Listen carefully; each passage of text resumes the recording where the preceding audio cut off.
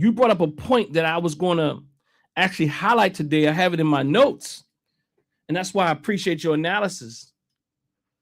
Because from an African-centered framework, we understand that two things can exist simultaneously.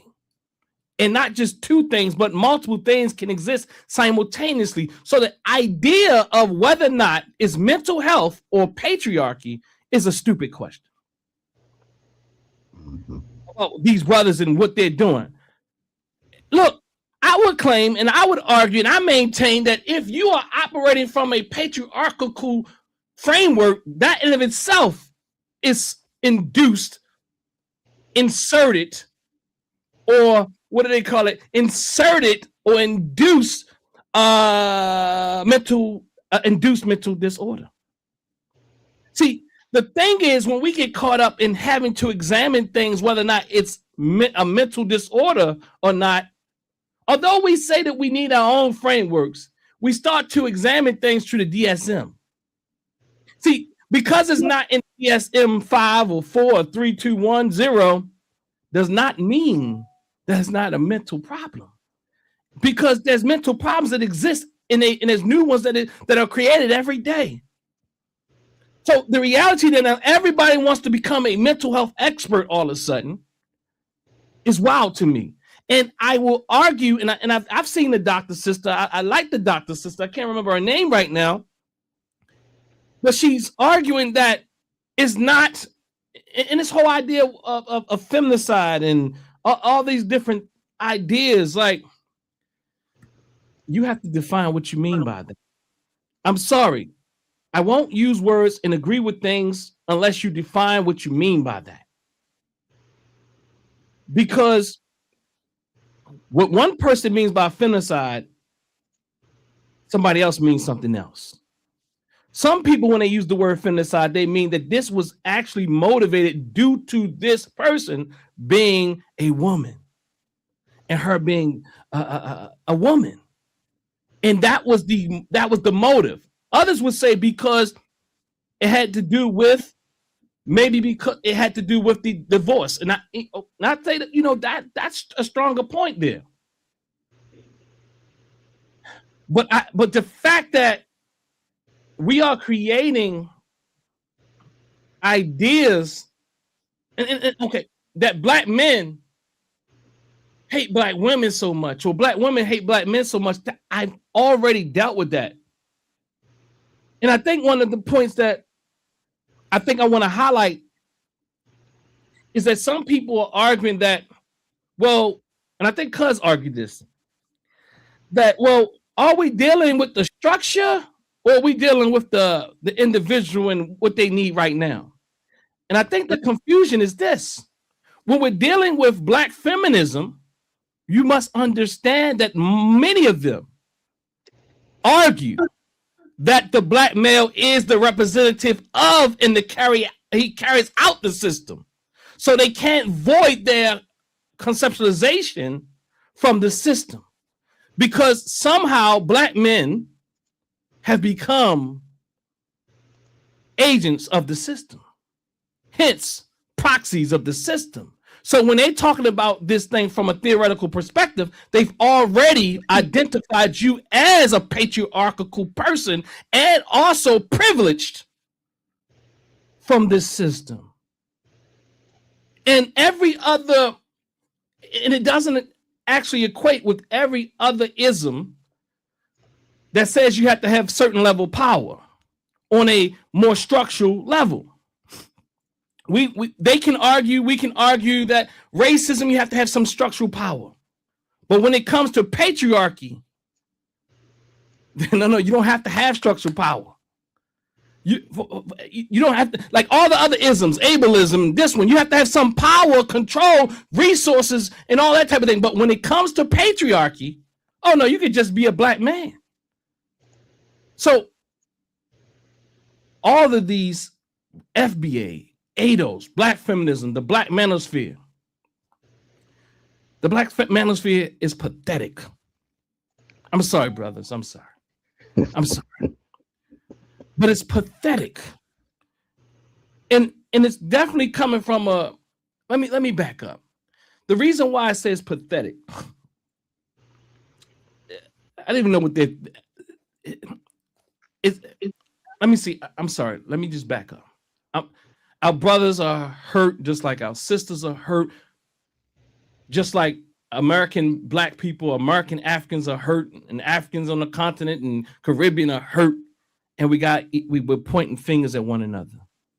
And I'm not saying so. I think all these conversations have to be both practical and theoretical, because I don't think you can be too practical when you don't deal with the theoretical. I don't think you void any of it, because what is causing the question in the first place is the theoretical underpinnings that people have been fed, the indoctrination from FBA, ADOS, Black Feminism, and the Black Manosphere. These are the lenses that they're looking through, and this is what they're using to make their analysis.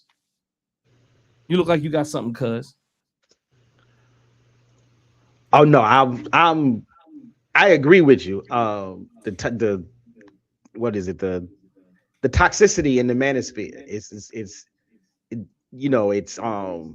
they tried to dress it up and decorate it like it's this thing about travel and this thing about having new experiences and going to other cultures, but it's just nothing but a toxic. I don't want to say the wrong word. I'm going to say something vulgar. It's just toxicity on steroids. Absolutely. So these Manosphere cats, Mm-hmm. I mean, just some of the things I can just imagine when I see their personality. Mm-hmm. When I see their personality, I know they're dangerous. I know they're hurt. And I know they will take advantage of people. And if you can't take advantage of people in this country, you go other places and take advantage of the people there. Because of your Americanness gives you access to people. Because people see possibility. So the Black Manosphere, I don't know, man. I just think some things going to come out in some years. Some things are going to come out, and it's not going to be pretty. So again, the issue is not whether oppression is real. The issue is what kind of consciousness and politics we build in response to it.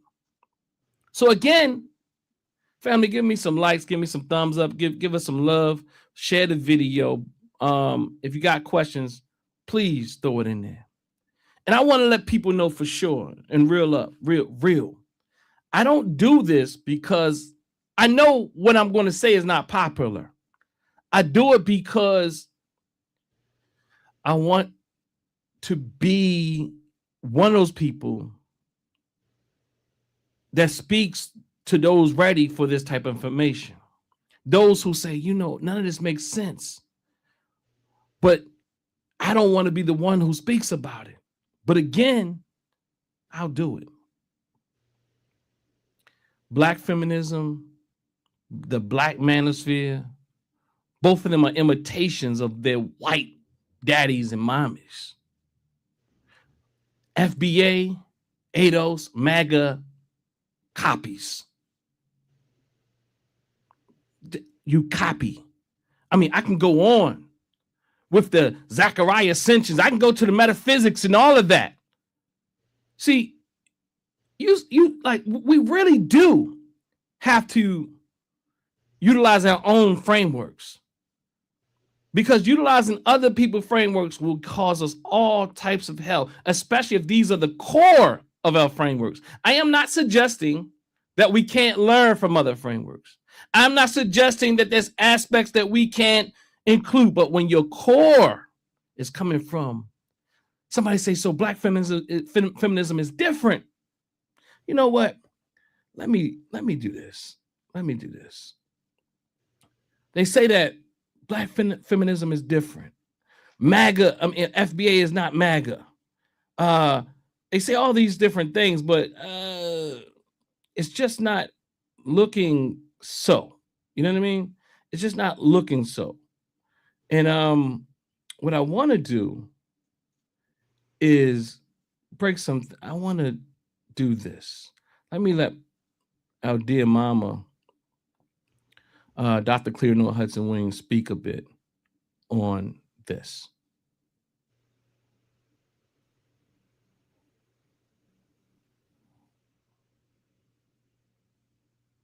Um, is it playing? Let me try it again.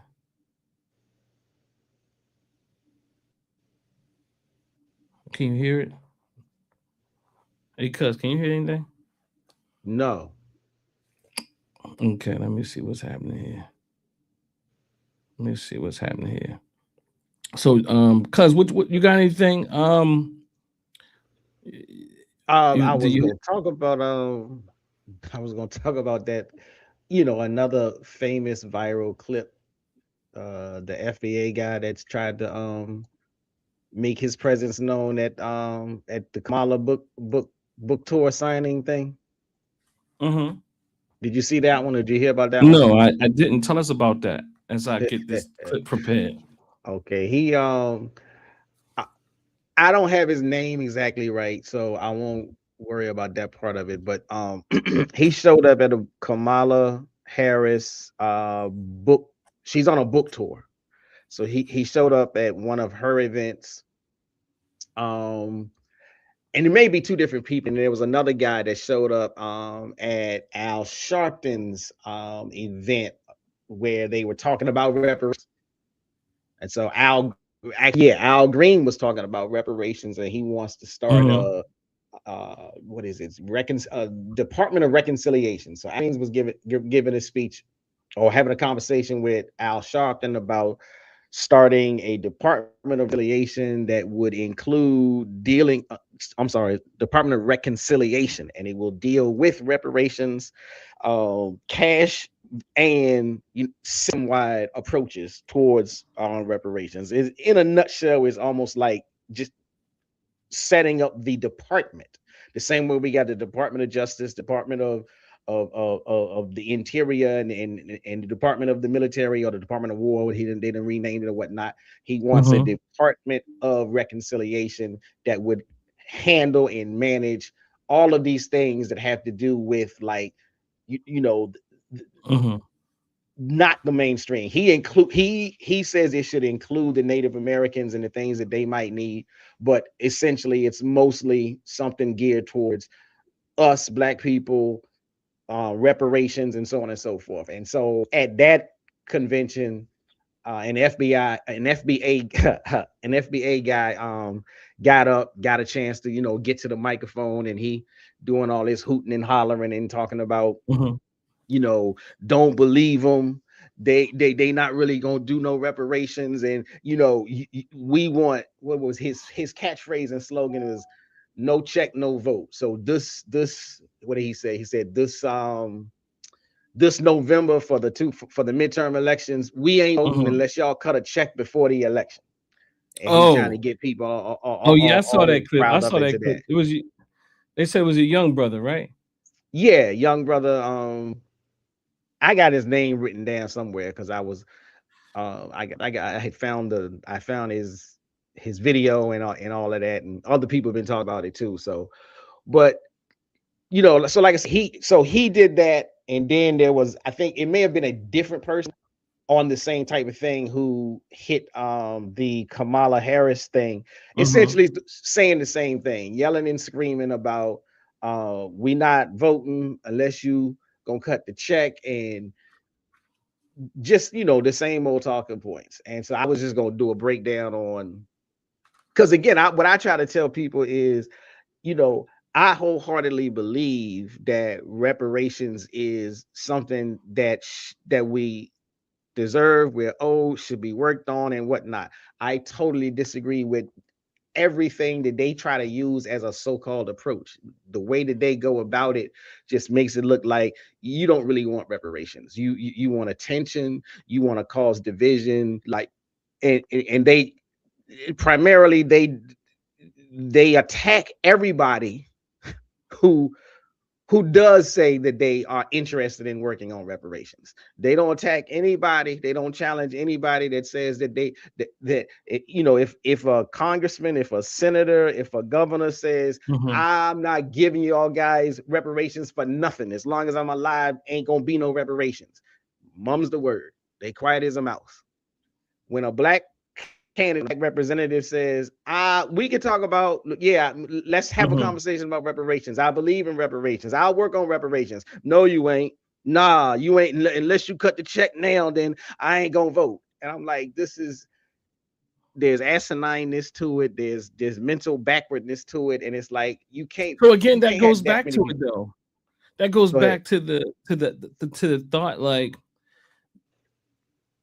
there's something, and I would call the FBA movement more of a patriarchal type of movement. Mhm. I can And see that. I mean, go ahead. Well, I want to say it's definitely, it's it's pro patriarchy, and it's definitely pro patriarchy, yes. uh-huh. And Hmm. it's I was gonna say, it is more like there, it seems like there's way more men that are drawn into it than women, but that's not necessarily true. So uh and even if it were, there are plenty of women that are pro patriarchy. So Yeah, that's definitely true. And there's black men are pro black feminism as well.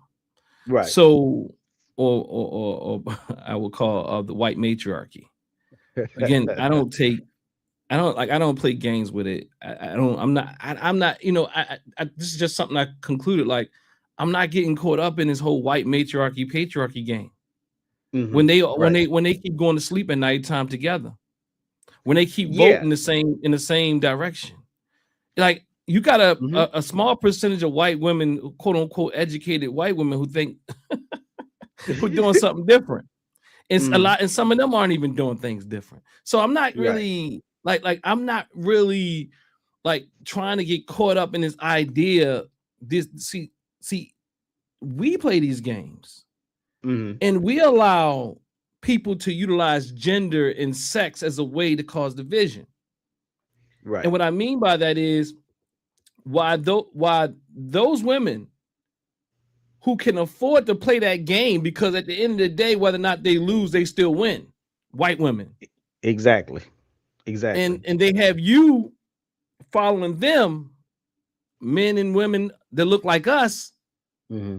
and we ultimately lose. Like I remember some years ago, I remember, and I want to talk about all these things: FBA, ADOS, Black feminism, and the Black Manosphere from a very conceptual perspective, because I think it's important. Because they all are children of white supremacy ideology. And under Hmm. white supremacy ideology, you have white matriarchy and white patriarchy. I'm not giving none of them a pass. And we keep giving white women a pass. I Hmm. understand, because they at one time that was their culture. It was their culture that the women inherited certain things the way they inherited. That was their culture. It Hmm. even in our cultures, we have matrilineal, patrilineal, all this. Right. So look, hold up. Cultures are different. And what I am saying is their culture, the inheritance went some kind of way, the power went some kind of way, even the ownership or whatever went some kind of way. But what I am saying, at the end of the day, those white women typically go along with it. And ain't too many of them trying to debunk it, disband it, uh, uh, uh, uh, uh, break it down. When I talk to white women, they typically just want to see some change. You know, they want to give Hmm. a little something here, but they ain't about restructuring those systems. No, not at all. And they often ask me, how do I do it? And they feel, how would I do it? Well, you're not willing to do. You use this word equity, but you already know, like the word equity is the word equity. It sounds good, but this word equity, to me, I often say you ain't really trying to bring about no equitable society. No. Equity means that you have to give up some of your, you have to do something. You have to you have to make it real, you have to make it fair. And you ain't trying to make this fair. So again, I'm sorry, I'm not the one. I will continue to say it, to give white women a pass because because of their position in their own culture. Their culture, their sons, at the end of the day, their sons still end up inheriting the goods. Right. Their children, their daughters, typically still are part of the family with those who inherited, the man who inherited the goods, and they're voting the same. I'm not talking about no backwards, hillbilly, quote unquote people. I'm talking about most of them. I'm talking about those in all types of positions. So again, these frameworks, FBA, ADOS, Black Feminism, and the Black Manosphere, and more, are all reactionary frameworks. They're reactionary frameworks, and cousin, brother Shabazz, Professor Shabazz just articulated a point. Like, I don't expect any difference, and that's what I was saying, I think, before you got on here, because these people are operating out of a place of fear, fright, hurt, pain, anger. So do you expect them to act any way logical?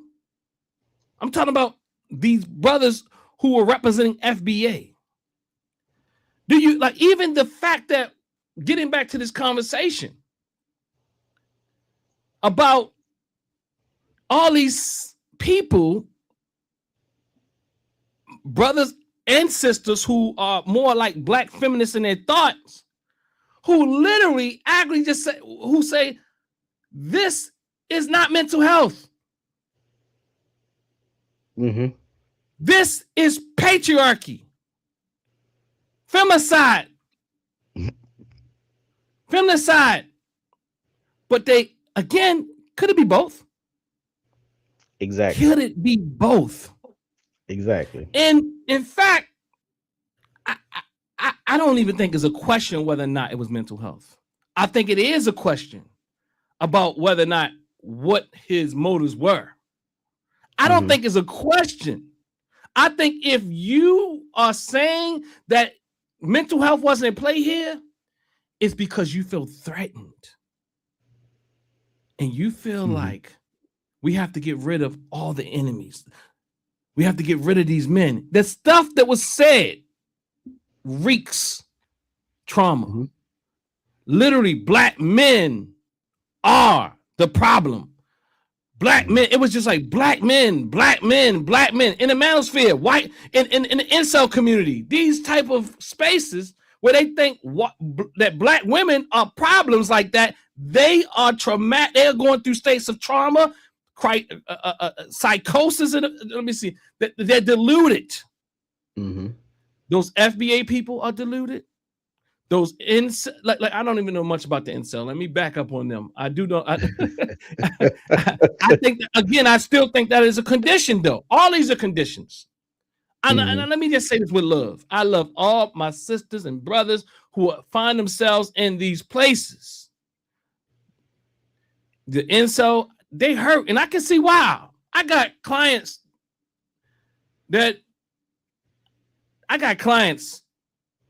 can't. This culture is so whacked. They can't even find a partner. They don't even, and they don't have the confidence because something in them prevents that from happening. And also the mindsets of what's going on in our community stops all these type of things.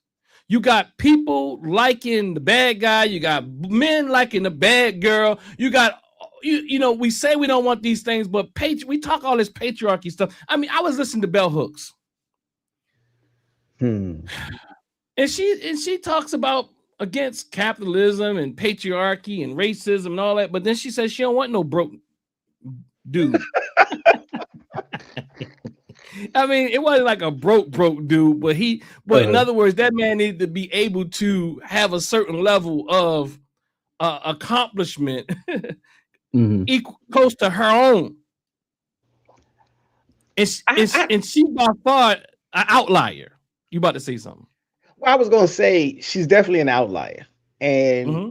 to some extent, I don't necessarily have a problem when a woman says that if if she's saying it and she's really talking about for herself and she's saying it from a position of having her own track record of accomplishment, then I'm like, okay, there, because there's such a thing as being equally yoked. There's such a thing as being, even complementary. I'm saying the word wrong, but complementarianism.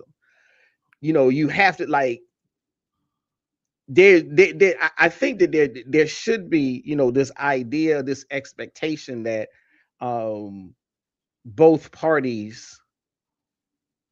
I hate that phrase "come to the table" because that was one of those hot things, but I think there ought to be some sense of even fieldness, even keeledness, in order in order for the relationship to work.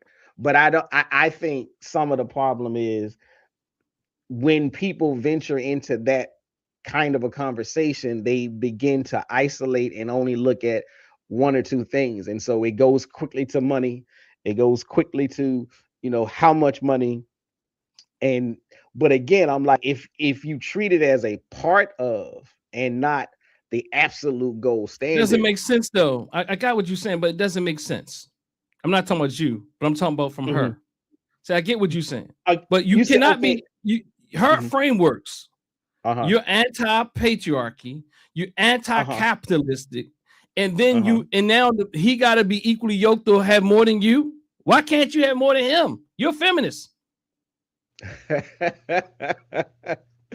um I see what you're saying. I do. I I'm just going by no, I'm going by their standards. You going by uh yours. See, we talking about right. frameworks here. Uh okay, so if they are, like you say, so if they're anti-capitalist, but Mhm. but being an anti-capitalist doesn't mean that you don't like money and that you don't do things to acquire it, you know. So for you, because again, like if I'm trying to use her as an example. So we're talking about a woman who is a writer, critical thinker. She gets, you know, a great deal of her money from the use of her intellect. And so Well, she's a she writer already and a got enough money publisher. though. She already got a lot. Right. So So if she says she's looking for a man who is somewhere in the ballpark of her own accomplishment. she don't want no broke dude. No, I'm Uh, just even the framing of that is problematic. I would see, And and for me, it's and I will say because I had a lot of these conversations with women that I worked with, and some of my friends, even when we were in undergrad, when we were in grad mhm, school, and those kind of conversations were coming up, and so mhm, there was always this thing coming from the women, coming from the sisters, and it mhm, was like, you know, so I'm in grad school, we in these classes and talking, and at that point, like most of the people already had full-time jobs in a quote unquote career, mhm. working towards getting another degree and whatnot. And so the thing was, they were saying the same thing. They want to meet men that I'm in grad school. I would like for him to be in grad school or already finished and got his degree and moving further in his career. I don't want to. I ain't gonna say what they were saying, but there was No, some no, say brokenness. what they There was. was No, some broke to it. say what they were saying because that's part of the problem. When your leaders are saying the thing, you're going to imitate it. Uh-huh. Well, so again, so it's like if when they were saying, like some of the sisters were saying, let's see, they were in the education field, so they were trying to, they were a teacher and they was working on their whatever to get the thing so they could move into principalhood. Now, so what they were saying was Yeah, they could date another teacher. You know, they weren't saying I'm gonna be a principal. He got to be a principal. You know, he could be a teacher too. I don't care. Or he could be a banker. Or he could be this. Or he could be that. I just want somebody that's, But swimming that's in the same. anti-feminist though. I mean, that's anti-feminist. You, Okay. if a man like you are talking about gender roles now. See, I get what you're Okay. saying, but you gotta understand the theory that they look through the world with. So Okay. in feminism, the idea is that this person, a male or female, these roles aren't supposed to be. This is that's like still buying into this patriarchal position in a sense. It's like why can't you make more money than him? In fact, I mean, go ahead. in fact,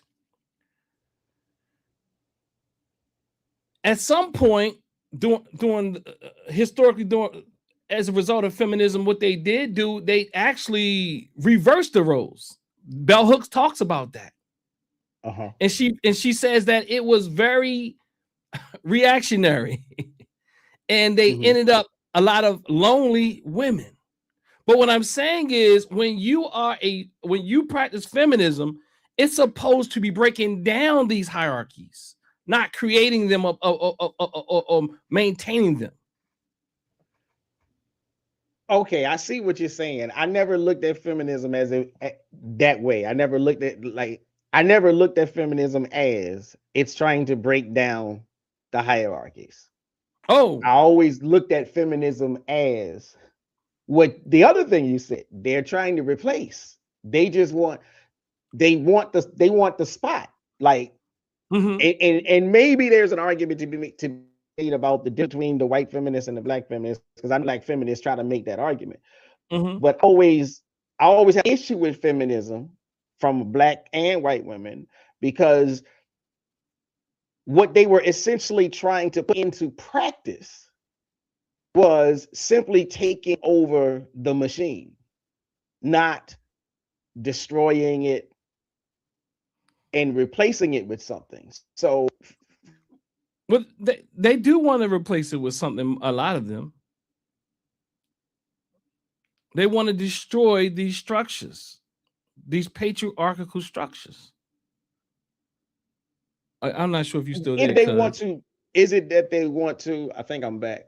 Is it that they want to destroy the patriarchal structure, or is it that they want to be in charge of the It's a both. patriarchal structure? It depends on the person's um how extreme they are in their ideology. There's Okay. nuance. There's nuance. Hmm. But Okay. overall, for the most part, what you find today is that we want to destroy. And academia Hmm. is not about replacing; it's about equal or equitable. You're saying that's what the feminists want? I think people think feminists are really like all crazy or something. Well, yeah, Like what I I mean? kind of do. Yeah, I kind okay, of so that's do. not In no. Feminism is not all extreme. No, Okay. if you go to academia, they're not extreme in the sense where they're going to be like, we want to overthrow the white man. We want the white man. We want to overthrow patriarchy.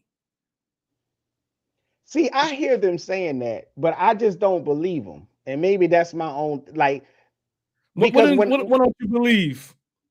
I don't I okay, so they say they want to, if I think I'm hearing you correctly. You said, did you say they want to destroy the white man or destroy the white The patriarchy? system, the The structures, system and the structure.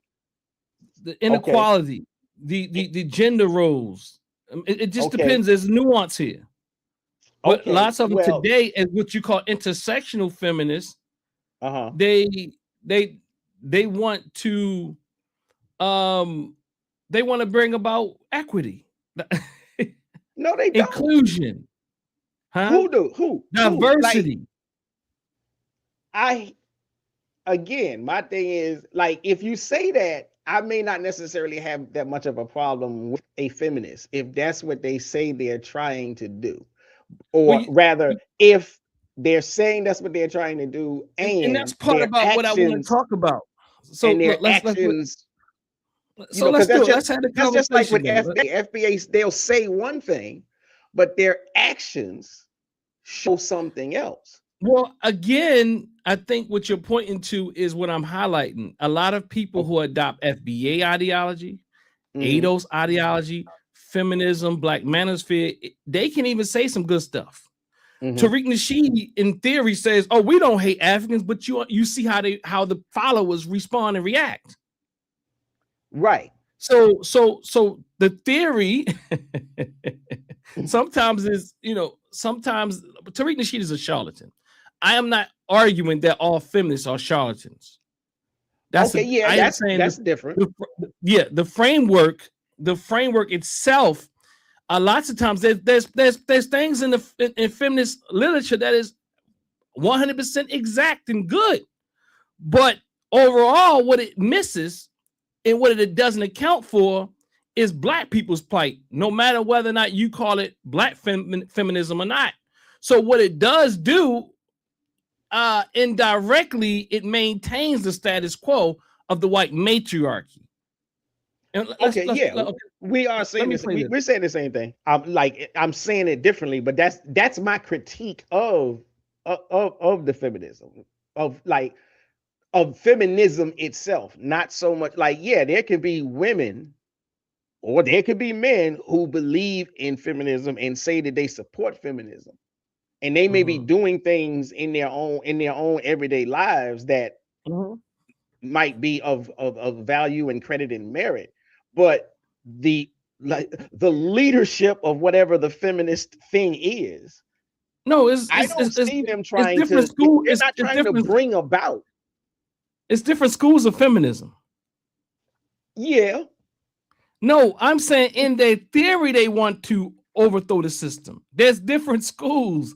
In practice, that's something different. They could say the same thing about Pan-Africanists.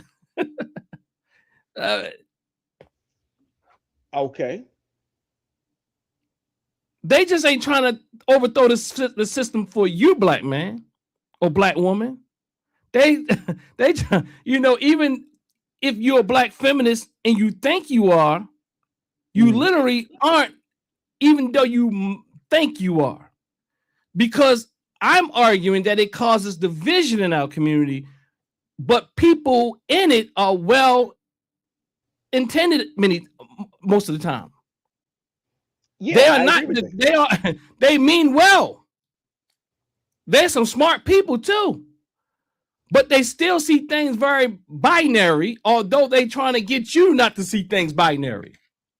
And what do I mean by that? They want to promote diversity and inclusion, and they might speak about, again, like you're saying, overthrowing a thing, but the reality is, it's so wrapped up in Eurocentric feminism that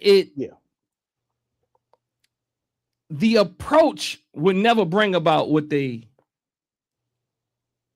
want to bring, what they want to see, because it causes so much division in our community. Let me just play this real quick. Okay.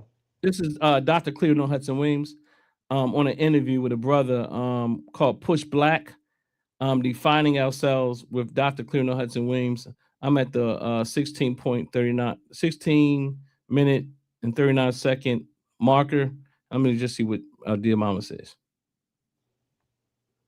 Somebody else is going to do it, and they usually do a poor job at it. How about that? I wanted to pick up one point that you made in regards to Black feminism, and I think you alluded to intersectionality, and I'm interested, where does Africana womanism stand on that, and why? I want to quote this one thing, this to set it straight. The guy who gave the afterword to my book, Dr. Mark Christian. He says here, the current academic fad is intersectionality. As if those of us in Africana discourse never considered the myriad of issues encountered by our communities. Race, class, and gender, and the prioritization therein have always been key issues for comprehending African womanism. And this whole thing of for African womanism is that it interconnects. There's a difference in interconnectedness, okay, and intersectionality, which means that at some point they intersect, they come together, and then they meet, and then they branch off, and they focus on this, and they focus on that. Okay, I'm simply saying that we interconnect like fabric, like woven fabric, interconnectedness.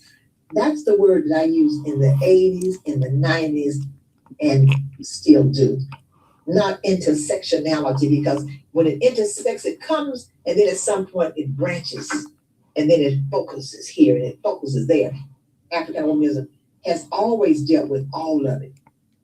I think African womanism seems to propose that the first and foremost issue is the issues that face us as Black people, as a collective, before everything, and that should be dealt with first. Am I understanding that correctly? Absolutely. And, you know, like, for example, I'm a woman, but I tell you one thing, if a male friend of mine is having a problem, you think I'm going to say, well, you know, that's has nothing to do with me because I'm a woman. Excuse me, you're my counterpart. We're in this thing together. We are a family, we are a community. And it's about us always, not about me just exclusively, not ever about me just exclusively. That can't help. It won't work. And so, question there, folks who consider themselves Black feminists, I believe would say that Black feminism is good for the entire community. If the demands are met, if it's put into practice, then it does benefit the Black community and everybody. But African womanism takes a stance that Black feminism is more individualistic, whereas African womanism is truly about the community. So I'd like for you to dive into that. Yeah, we're talking about the original design and intent of African womanism. This is the design. This is a raison d'etre. Why it came into existence was for us as a family. Black feminism was more of an academic initial thing. It can help you get all kinds of perks in the academy. You know, you get grants and you get this and that and the other. You know what I mean? You get the PhD, you do all that stuff because you're fitting an already theoretical construct that is already legitimate and acceptable. You coming up with something that hasn't been already endorsed or had not received the stamp of approval by the dominant culture, that's a problem. Are you willing to stick with what is needed in your community and risk the possibility of not getting all the perks? I say yes.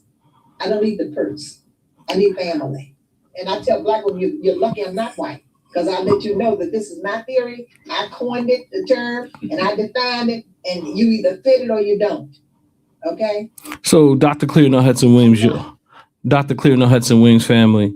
And so this is Africana womanism. And I am saying that this type of approach that Dr. Clear Hudson Williams is problem to many people who a lot of people would say, oh yeah, I like Dr. Clear Hudson Williams, but they really are still very much more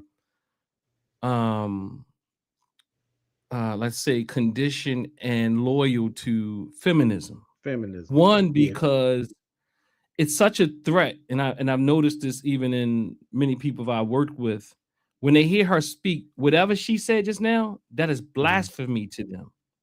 Yeah. and because it triggers them. The responses I hear from those who have been traumatized by feminism or before feminism that supports the feminist idea is I hear that we are tired of having to lead the way. We are tired of having to be the ones who sacrifice.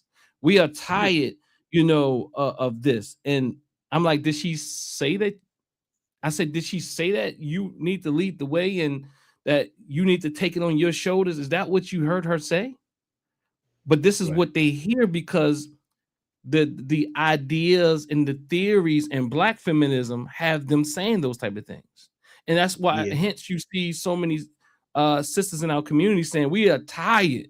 And they keep saying, well, the black man didn't help us. The Black man didn't vote for Kamala. The Black man didn't, because and they mean well. But the reality is they're not looking at data, and they're only looking at data the way they want to look at data because it supports their hurt, their pain, their anguish that they have not healed from. And I'm saying that when you have not healed from certain pains, it muddies your lenses. So Dr. Cleonel Hudson Williams says that Africana womanism is a family-centered, non-gender, is family-centered. And what she means by that, it includes all of us. But to them, that means something else. That's not what they got. Their nervous system says, oh, she's saying that I got to do all the work. That's not what she's saying. And they said what they told me, this is patriarchy. They told me this is white supremacy, and Dr. Cleonel Hudson Williams is African-centered.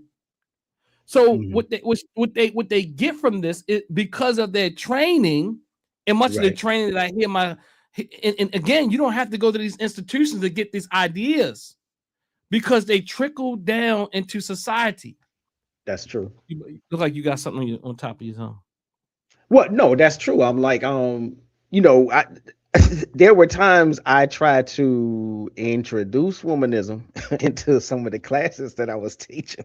And I had to back off, and had to protect my job, so I had to back off, because a lot of the women students, I mean, it wasn't that they gave pushback in the classroom. I'm fine with the pushback, but some of them went to have conversations with department chairs and deans to say that I'm anti-feminist, and in the environment that you in, and politics being what it is, I'm like, okay, I'd rather keep my check than to worry about whether or not y'all understand this right now. I can do that later somewhere else. So I get what you're saying when you say a lot of times, once you sip the Kool-Aid of feminism, it is very hard to understand something that is not feminism. It is very hard to understand that feminism is not necessarily, in your best interest. And so they will, they will mishear, they will miscomprehend what womanism is. And I don't necessarily, I don't know. But it becomes an attack on the nervous system. Let's keep it a buck. Okay. And what I mean is, and you're saying you're getting reported, maybe not in the class. They're not actually debating with you in the class, but it has them go to great degrees and levels of actually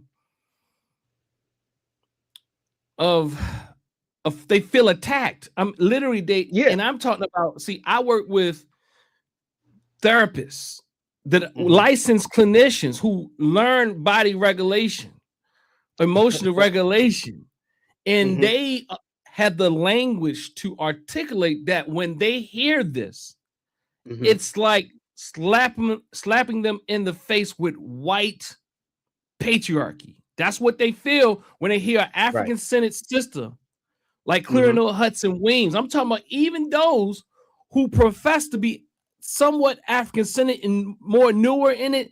What happens is they because the feminism training, no one had to tell you in academia that you were trained in feminism in these liberal arts programs or humanities or counseling, psychology, whatever type of programs, especially counseling, because it's all throughout the coursework without actually mentioning this is feminism. This is humanism. This is like different. They don't tell you exactly the frameworks all the time that they're using, and you must use it. And what I mean is that in academia, as Dr. Hudson Williams said, she says that and as you actually support it in what you're saying, that you didn't want to present someone like Cleonel Hudson Williams continually because you could have lost your job. Dr. Cleonel Hudson Williams said you might not get grants and you might not get proposals. And like me, I'm differently situated, or wired wise maybe, and perhaps just in general, just I'm okay, if I lose my job, I got some other things I can do, so but I didn't even know. I just think the way I'm wired in general, I'm just wired in a way that, like, I don't know, I got a little bit of my father in me. And it's just like, I don't know if you know, my father has been fired from so many jobs, and at times that, or he quit where he couldn't even go home to tell my mother. He even had to, at some points he act like he was still working. You know, I think he said he didn't tell our grandmother and my mother, like, hold up. He didn't tell them both because, like, okay, so I'm just saying, like, maybe because of how I'm wired and because I know, look, I mean, I like teaching here, but I'm not teaching here for the paycheck. I'm teaching here so that I can present something in a different way, and hopefully it sticks and stay with some people. And if I have to lose my job in the process, that's part of the revolutionary wound that I have to deal with. You know, it's funny how many people get fired by speaking truth in these academic spaces, and now that becomes the platform they speak from. Right. You know, but I do get it. So going back to Dr. Hudson Weems, Africana womanism is family-centered, not gender exclusive, she says. It prioritizes race, class, and gender. And she said all these things. In other words, she said intersectionality, that wasn't even a need. Like, we're acting like intersectionality is this new way of looking at the world. And what she said, no, Africana people have always looked at the diverse ways that we exist in this world.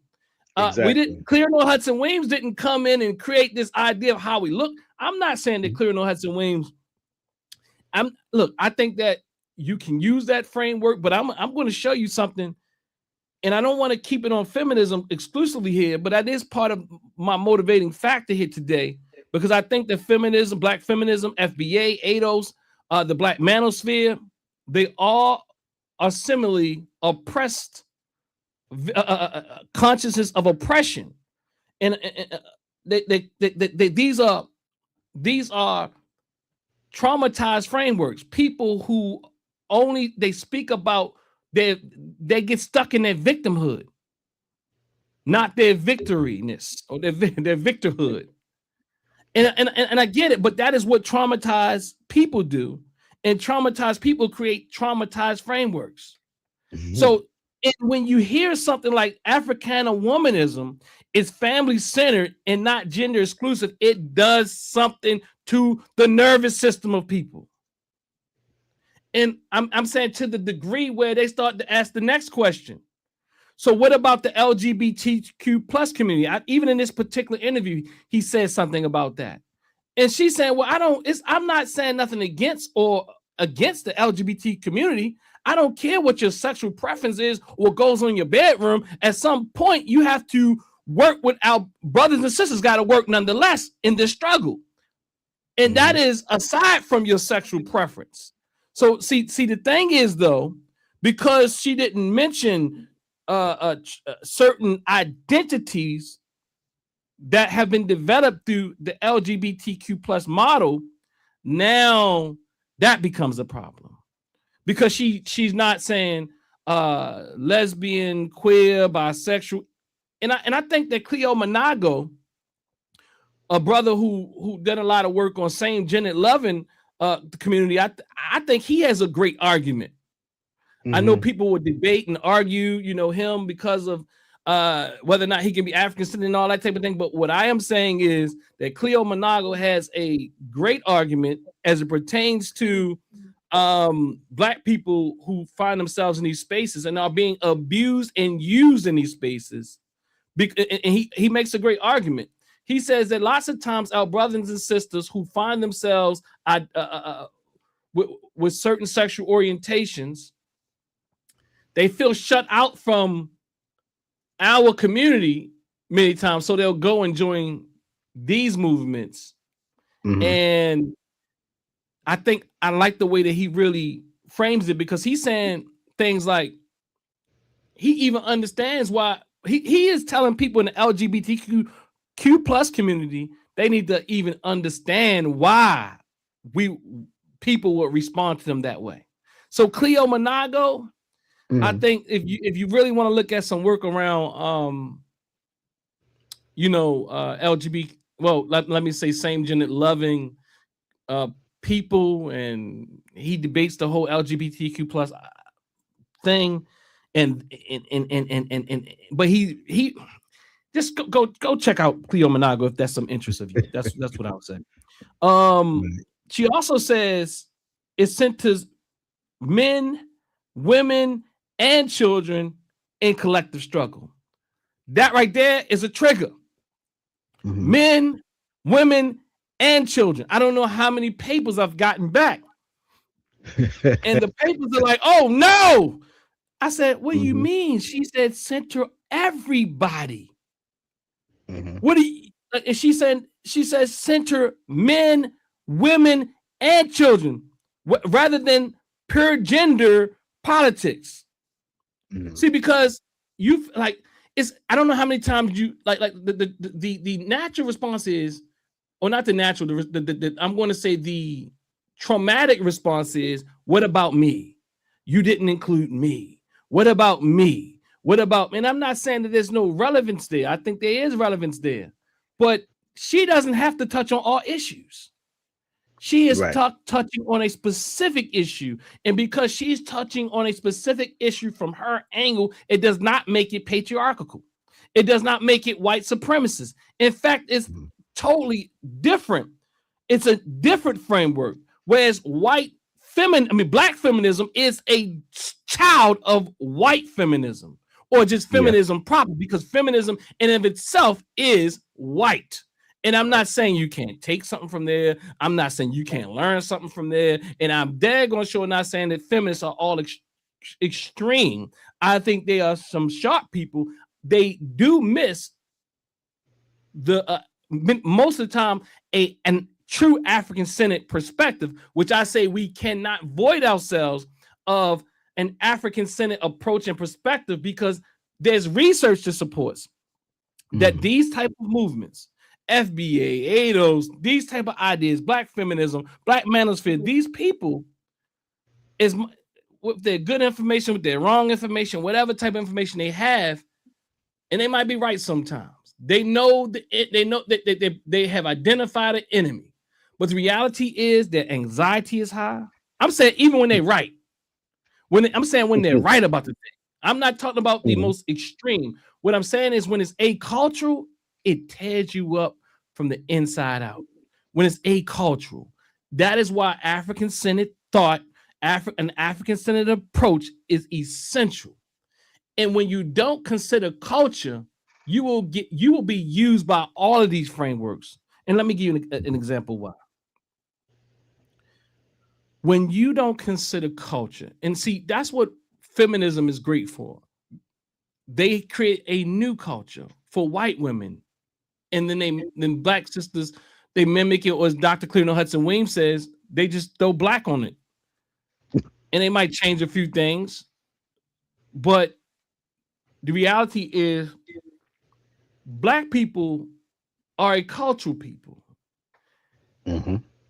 Feminism and a lot of just say liberal frameworks, lots of times from my standpoint, will be acultural, although they have their own culture, but it doesn't really respect cultural other cultures. They want everybody to respect their diverse way of being and existing, but then they have issues with other people who have more quote unquote black African-centered type of, let's say, conservative points of views or ways of being. Like there's actually a thing called a man and a woman, and you have a problem with somebody saying, well, you can't, like for example, just think about it. Oh, you call your child a boy.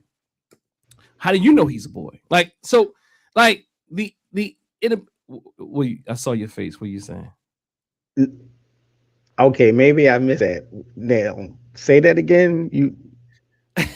What I am saying is they want you to have great nuance in the way that you describe things, and they want you to be open to the idea that your son might not identify as a boy. Okay. Right. And so, and No, What okay, they okay, do. I'm following. I'm So, following. and I'm Yeah, not. they want that.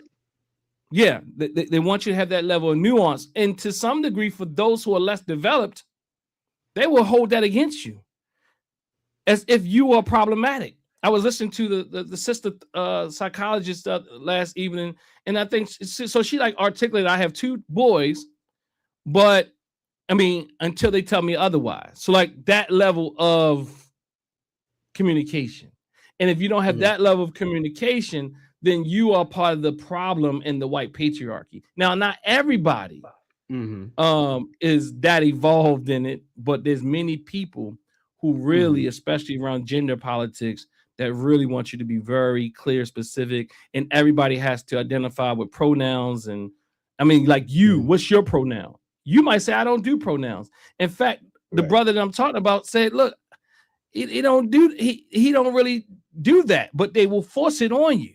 So that's why I'm Yeah. saying part of it is they say they want you to be diverse, but they won't allow you to show up in your diverse way. So again, it can go against your cultural way of being, way of your cultural way of understanding. And that's why I'm saying it is really difficult to be African centered and also be in some of these spaces. Yeah. So people who say that they are in both spaces are really, they have much conflict going on.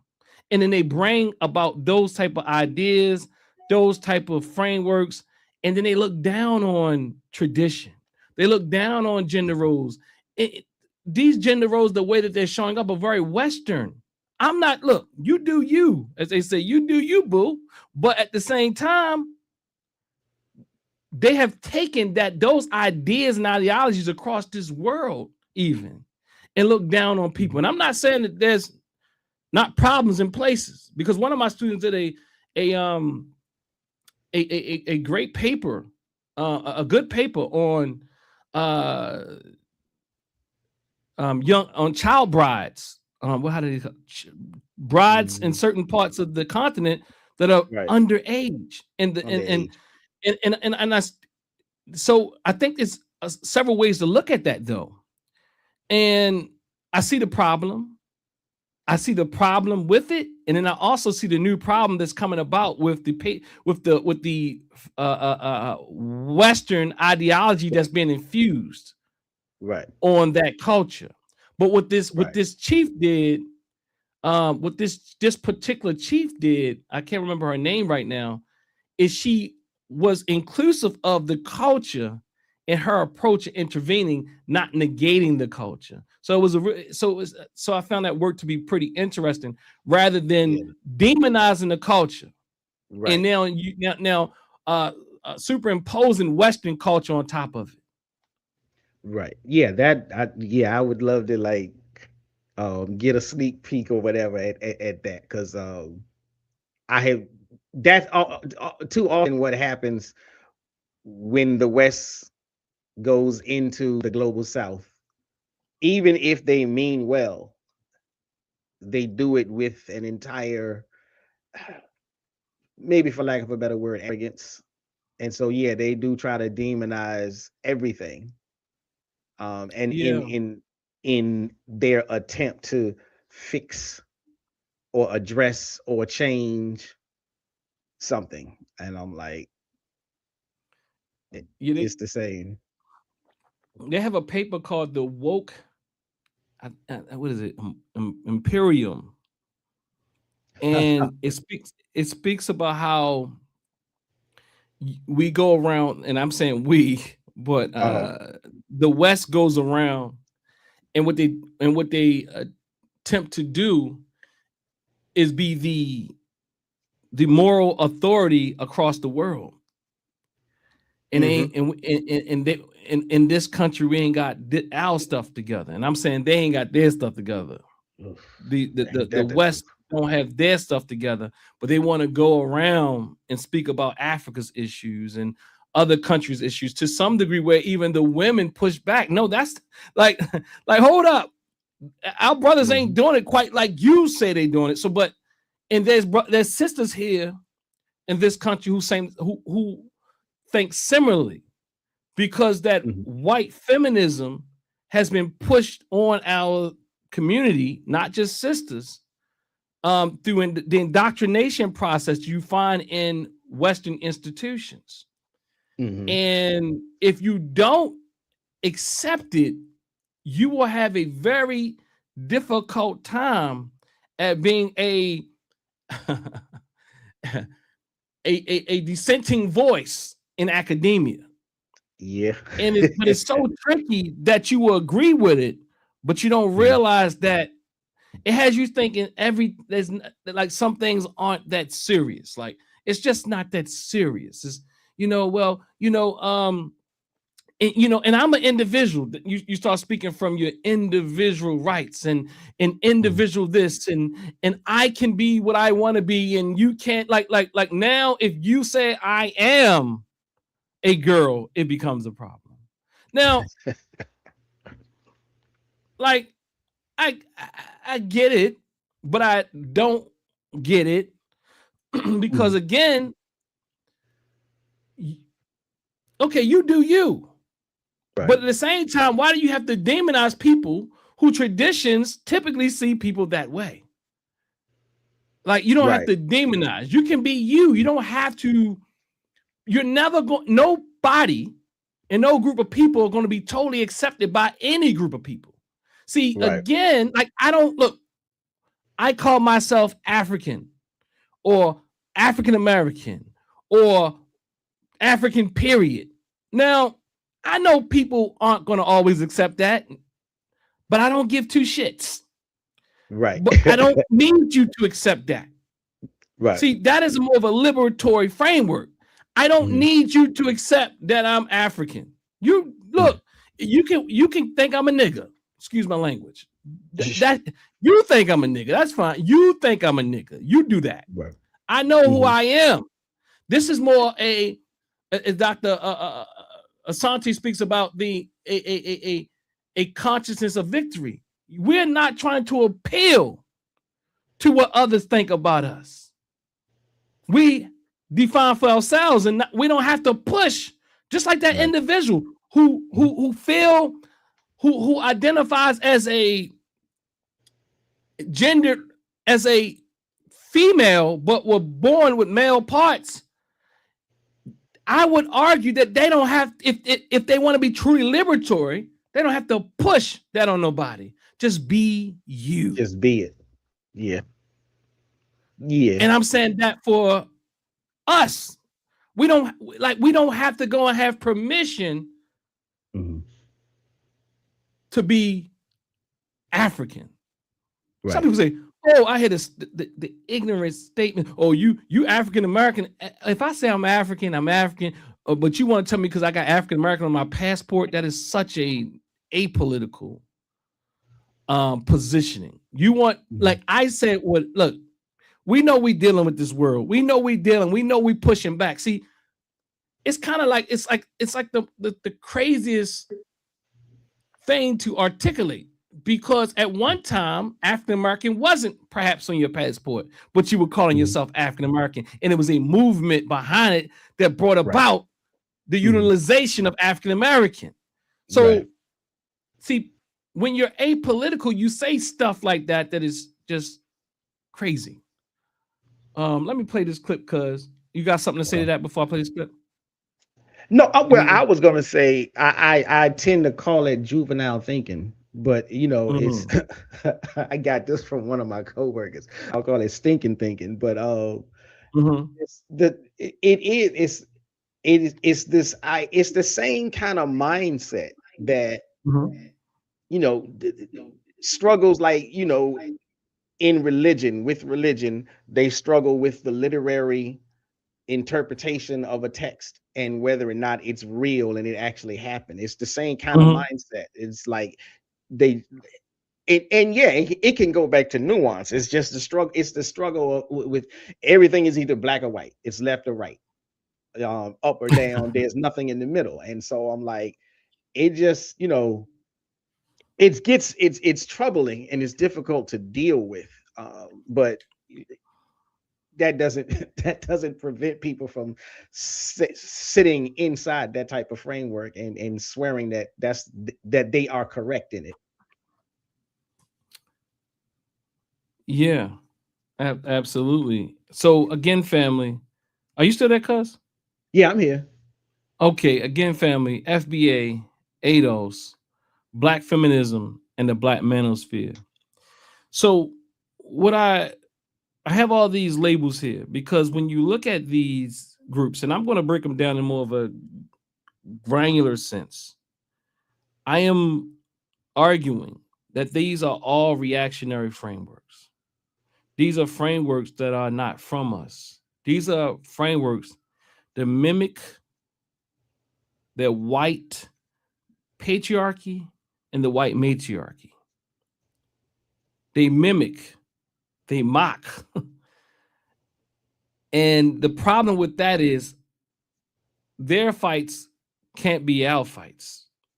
And what I mean by they can't be our fights, like we are differently situated than them. Again, I can't argue more that white women, no matter how much they fuss, they benefit from white supremacy ideology, even as those some of them think of themselves as lesser, um, as treated not well by their own men. But for the majority of them, even those who have these talking points, they're not going to throw a stone in a real fight. Now, that doesn't mean none of them will not, because the evidence is clear that some will. But for the great majority of them, they won't. All right, so I'm going to go back to Dr. Clear Hudson Williams and play this clip right here, and let's see what she comes up with. Theory. I did not create Africana womanism in and of itself. We've always been that way, going back to antiquity. What I did, in fact, was to name the concept African womanism and define a paradigm or a concept that is relevant to who we are, what we do, and how we go about our everyday lives. The family centered, that's the first thing. We are family centered. And we prioritize race, class, and gender. We're not gender exclusive. And it goes on and on from there. But it's always the family. It's the men and women in it together, working together for our children and for our future generations. That's in short what Africana womanism is. And I was a doctoral student at the University. So that is what she says that triggers so many of those I've taught and women who identify with feminist ideology, even black feminists or even black womanists, because as Dr. Cleo Hudson Williams says, Africana womanism is something totally different. And make sure y'all get her book. Make sure y'all look the Dear Mama up, because I think we should push her work more, because it's not, again, as Professor Shabazz has articulated his own real experience, is difficult to bring into academia on a large scale African-centered thought, even by our own sisters. And then again, there's people who's playing with this. They're acting like they would. No, they're not with it. I saw a whole entire presentation on our dear sister, what's her name? Rashida. Oh man, she has a beautiful channel. She brings on people like Dr. Tommy Carey. She's brought on I'll look her name up and state it later. She hasn't gone live in a while, but it was another dear sister who I've come in contact with as well, who espouses African-centered thought and Pan-African thought, and African and womanism in general. But you could tell that the feminist frame was ruling over her African womanism. to the degree that she took over the conversation where the guest speaker was Dr. Cleonel Hudson Williams, where she was so triggered by the fact that trying to prove that black men are patriarchal and oppressive, that she took over, and she was really triggered where she couldn't even control herself. I mean, she was going on and on and on and on and on and on and on and trying to prove with the sister that black men do have the power and they are oppressors in our community. Yeah, they've been pushing that for a while. And I mean, they push it hard. And you know, it speaks to the whole, like I said, when I tried to introduce womanism. And I think the other thing that you had, it's either that you said or you was playing, when they hear the ideas of womanism, they automatically start thinking, you trying to put me back in the kitchen. You trying to have me barefoot and pregnant again. And again, for me back then, I was just like, okay, well, I'd rather keep my paycheck. So that's me. That's then. But it is they've bought into it in such a way. Like FBA, they've bought into it. And again, I'm like, it was part of the whole thing when I forget the video that came off when they were talking about the murder suicide things. They went right into this whole patriarchy thing, and to the point where they're literally purposefully with full knowledge ignoring all of the information that said that there was mental health crisis going on. And nope, that ain't got nothing to do with it. It's got to be the patriarchy. And again, sometimes it's like, well, you can push back, but at the same time, it's like, well, I guess to some extent, we all pick and choose our battles, because I'm like, sometimes I'm like, I'm gonna go hard against the FBAs. I necessarily go hard against so they just gonna have to be. I might just let them stay a little lost in the feminism world. And so it's the same battle. It's the same battle. Is again, this is what I'm trying to highlight. It's the same battle that FBA has. So they would argue that Roland Martin wasn't being considerate. Yeah. But the reality is they utilize this as an opportunity to push their political ideology and agenda. So it's kind of like, and what I mean by that, FBA does the same thing. All you need is one African brother or sister to go on and say something they feel was not quite accurate, and now Africans are this way.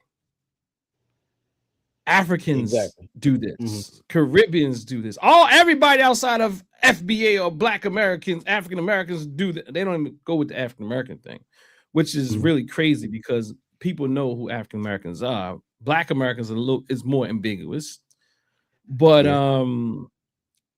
this is what they do. They find a thing, and now they start saying men do this.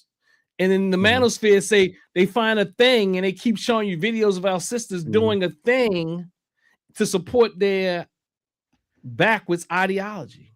This the Tommy Sotomayers of the world, the Kevin Samuels of the world, the I don't know about the O'Shea Duke Jacksons of the world. Like, they find a thing, and now what they want to do is now say this is what sisters do. See, brothers, that's why we got to do this. See, this and that. And I'm in all the directions. We're not arguing that these events didn't happen. Like the events that the murders of Black women, the abuse of Black children, the ratchet behavior of some brothers and sisters. We're not saying that doesn't exist. We're just saying that to take that and cast that on men and women as being the problem. And again, I got to go to I'm sorry for any of y'all who say we don't use a systemic analysis, because I can do two things at one time.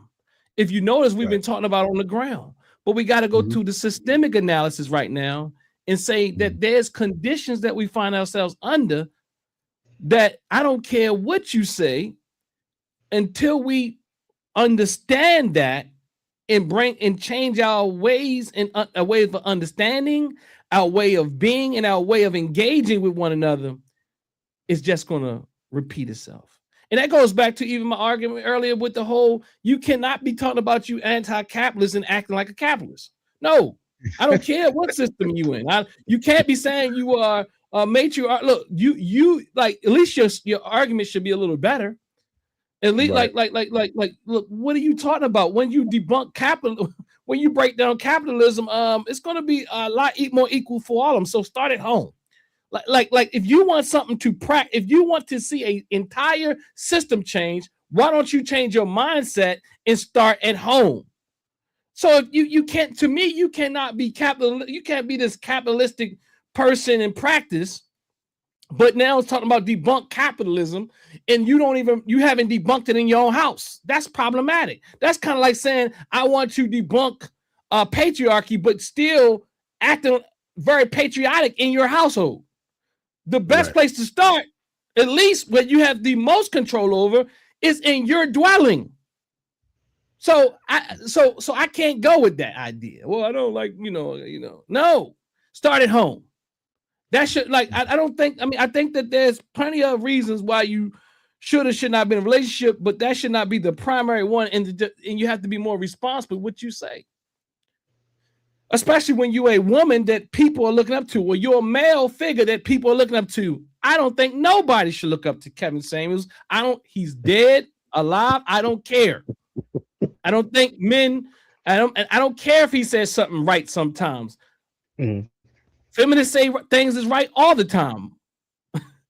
But and FBA say some stuff that's right. And ADOS say some things is right. But that's not what we're talking about. You can say things is right, but it is the way you utilize what is right and what is wrong to create a narrative and an ideology in the way that we engage with one another. And the way that we engage with one another at this point in time has been, these frameworks are very divisive. And I'm going to break these down. I'm going to break these down. One by one, and people, I'm going to continue to point out even these pseudo African Senate frameworks. No, I'm coming. I promise you. I promise you. Oh, that's Dr. Weems giving her credentials. Okay. So let's do this real quick. I'm going to start off this video at the beginning, let you hear some of her ideas around feminism and things, and then I'm gonna go to some other things. Then I'm gonna wrap it up pretty soon, though. Hold on. Of African descent, Dr. Hudson Weems ideated, observed, and named a theoretical construct that she believes does Africana womanism. An author, scholar, and professor of English at the University of Missouri, Dr. Hudson Weems first introduced her theory of Africana womanism in the 80s and has since captured a global audience with... I don't know what happened. Okay. I mean, I know what happened. Let me see. I don't know what happened there. Okay, look like something. Hold on, you know what? Let me see. Let me check and see. Okay, I see what happened. Let's try that again. Either way, Dr. Hudson Weems will detail how she believes Africana womanism can lead us to organize our community towards Black liberation. Make sure you check this entire video out, family. This is the video on YouTube. Make sure you share it. It's a short video. It's not even that long. 36. Dr. Hudson Weems, what does Black liberation look like to you? Want to put it in chat? African people, we have to deal with ourselves as a family, as a collective. It is a collective movement. It's not a me thing. It's a us thing. If we don't work together, then we're not going to go very far. I said, when you really think about it, we're doing the me thing. If it's all about me, me, me, do you think that me would alone back during slavery could have gotten us out of slavery? Of course, that's a rhetorical question. I don't think so. It took more than me to get us out and to get us where we are today. It's going to take more than a me, and I say me, I mean an individual, to get us to continue our movement forward for a better life. That's what we're trying to realize, a time when we can truly say that we are equal, that we're respected, that we're allowed, and we insist on dealing with what is most important for us in order to help us to realize what we need to be truly a free people. We are in it together. We're still working towards it. All we have to do is to focus on our priorities and not get other people's priorities confused with our priorities. What were the conditions that forced you to put a name to this theory? I did not create Africana womanism in and of itself. We've always been that way, going back to antiquity. What I did, in fact, was to name the concept Africana womanism and define a paradigm or a concept that is relevant to who we are, what we do, and how we go about our everyday lives. We're family-centered, that's first thing. We are family-centered. And we prioritize race, class, and gender. We're not gender-exclusive. And it goes on and on from there. But it's always the family. It's the men and women in it together, working together for our children and for our future generations. That's in short what Africana womanism is. And I was a doctoral student at the University of Iowa. I was a National Ford Fellow, the only Ford Fellow in the state of Iowa. And continuing to go to conferences, national Black conferences, where I always heard my colleagues trying to fit into a paradigm or a concept that wasn't theirs. You know, in other words, Did it stop again? Jesus. Yeah, it's going to my iPod, so I'm sorry.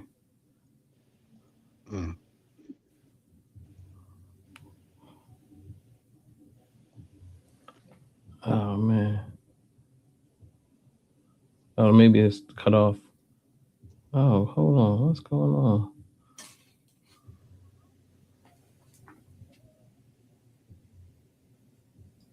Hold on, y'all. Hold on. I'm coming. I hope it starts back up. Why did it do that? Okay. All right, let's try it again. So anyway, I was trying to get her to speak to I had some other things I wanted to show too.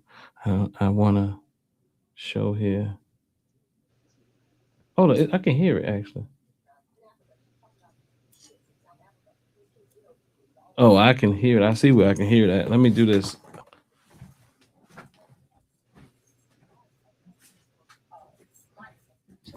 Can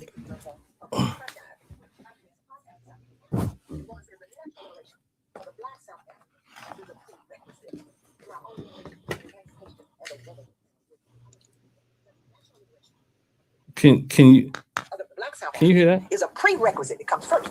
That's a lot clearer.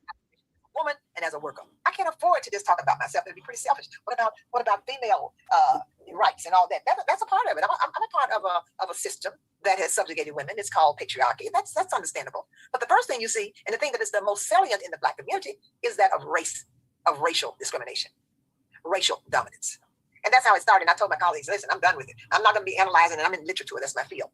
I co-authored the first book on Nobel laureate Toni Morrison. It came out in 1990. So I do a lot of literary criticism. And I said, I'm tired of trying to understand why people are interpreting or reading Black novels or novelists as feminists when they are not talking about femaleness.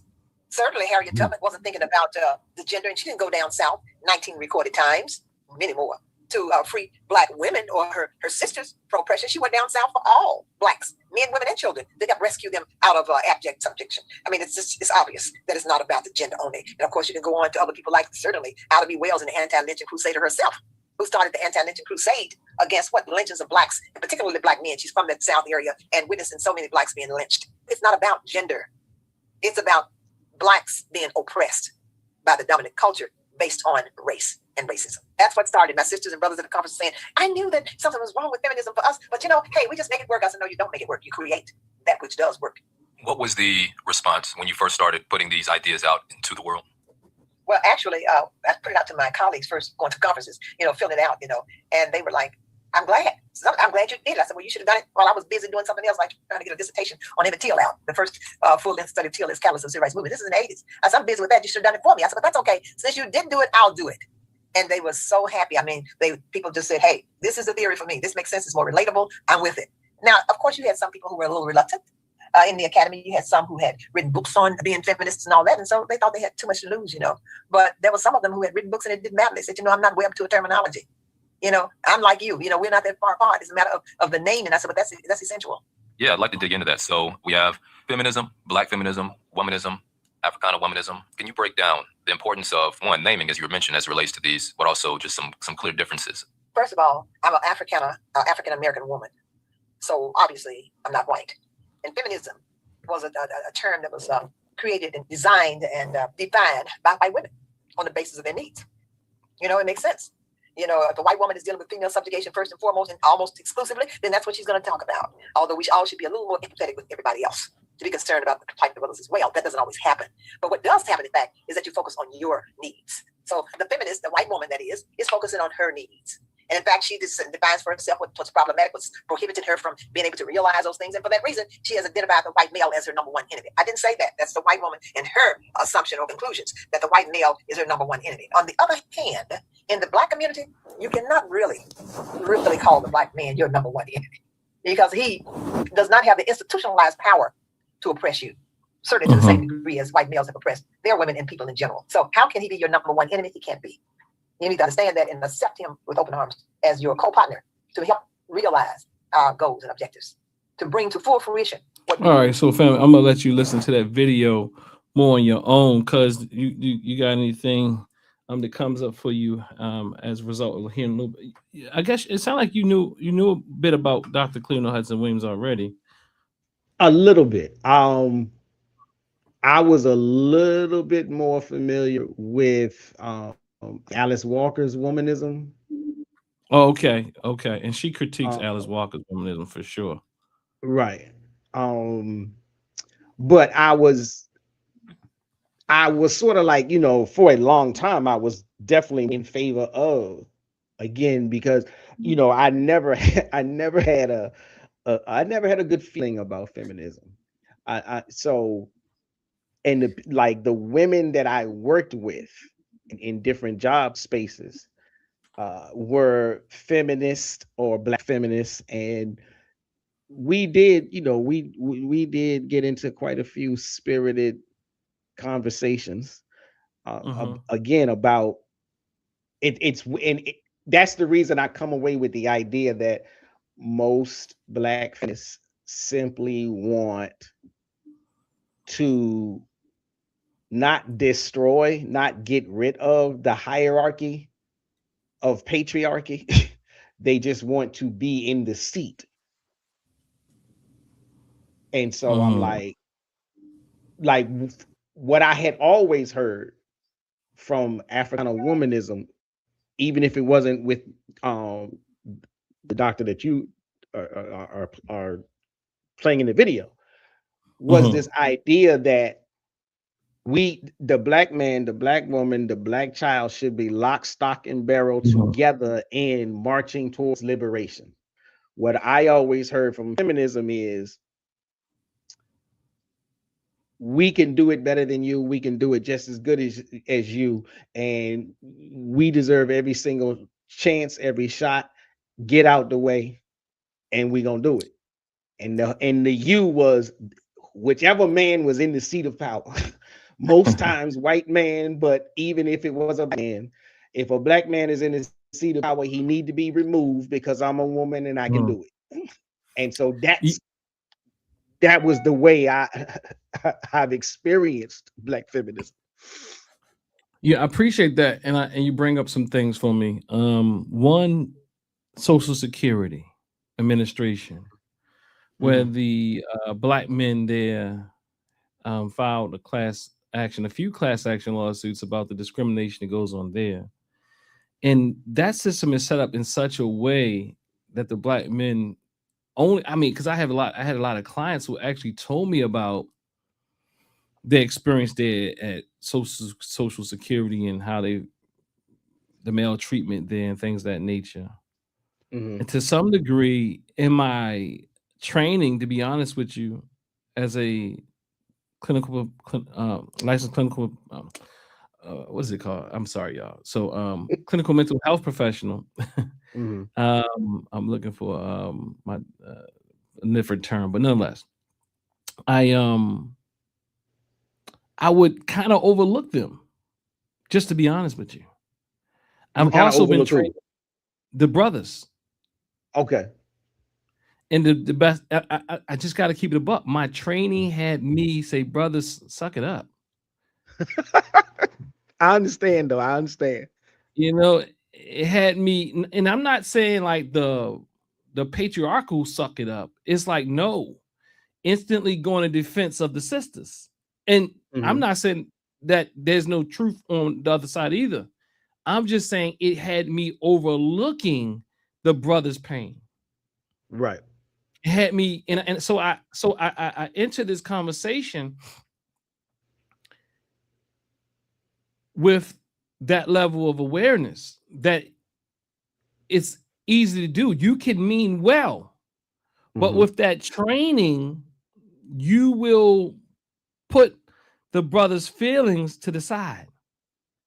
That connected with already the patriarchal, or I mean, not even go with the patriarchal, just naturally men suck it up. But not thinking that you're doing that though, like, because you're like, no, men have feelings. See, the training tells you men have feelings, but it doesn't allow men to have feelings though. Right. It's kind of like even the other. You about to say something? I might have like an anecdotal example of like a woman, a sister, who will, like, some of our interaction was kind of like what you said. You know, I recognize that you know, you are human, you a person, you got feelings and whatnot. But then at the same time, if you open up, then like I don't feel your pain. Like, but that ain't even a problem. But why is that bothering you? I wish I was in that position, and that ain't nothing like what I'm going through. And I'll be like, okay. It gets, yeah. Go ahead. And it gets worse. I mean, because I was talking to Sister Queen some time ago on a show, and I said that it's definitely true that Black men, we can shape up. We need to shape up. But what is not equally discussed is that when you speak up, they tell you to shut up. See, the same people who tell you they want to feel you and they want to feel connected to you have been also trained to say, I don't want to hear you whining. Exactly. That's what I would. Yes. I don't want to hear you complaining. Stop acting like a beat. Now, these are trained people who are trained that men are oppressors because they don't consider feelings, struggle with considering the feelings of men.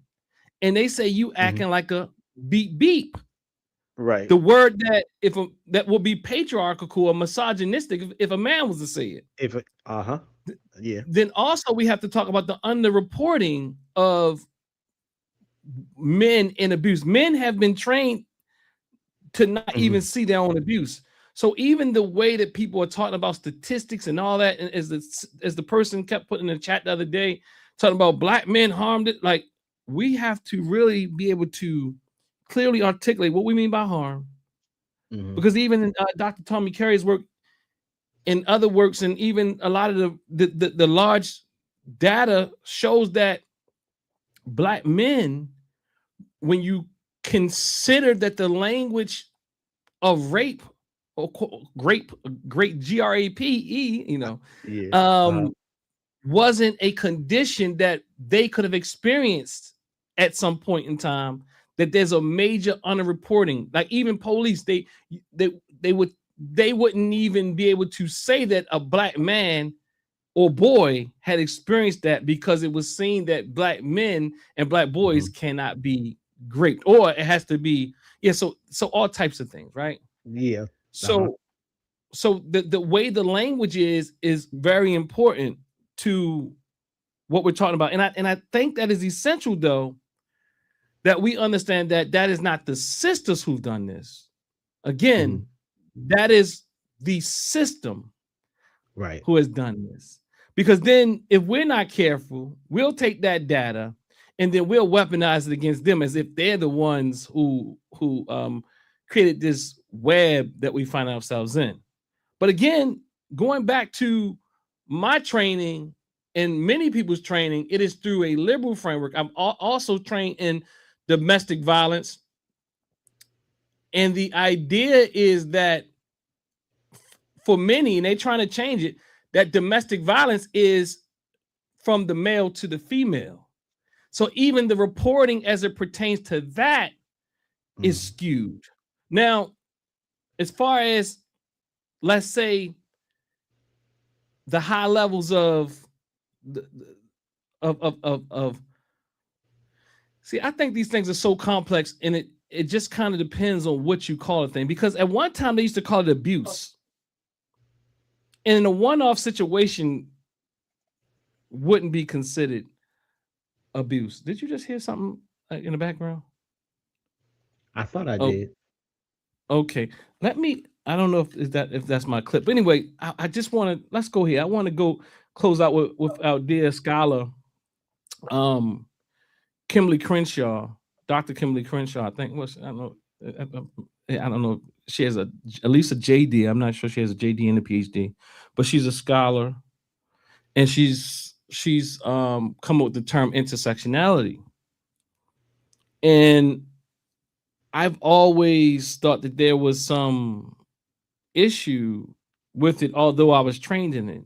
Like, there's utility in this idea of intersectionality, but as Dr. Weems said, we've always considered the interconnectivity or the differences. See, the thing that, again, that multiculturalism does and intersectionality does and intersectional feminism, it highlights the differences, but it highlights them in ways where you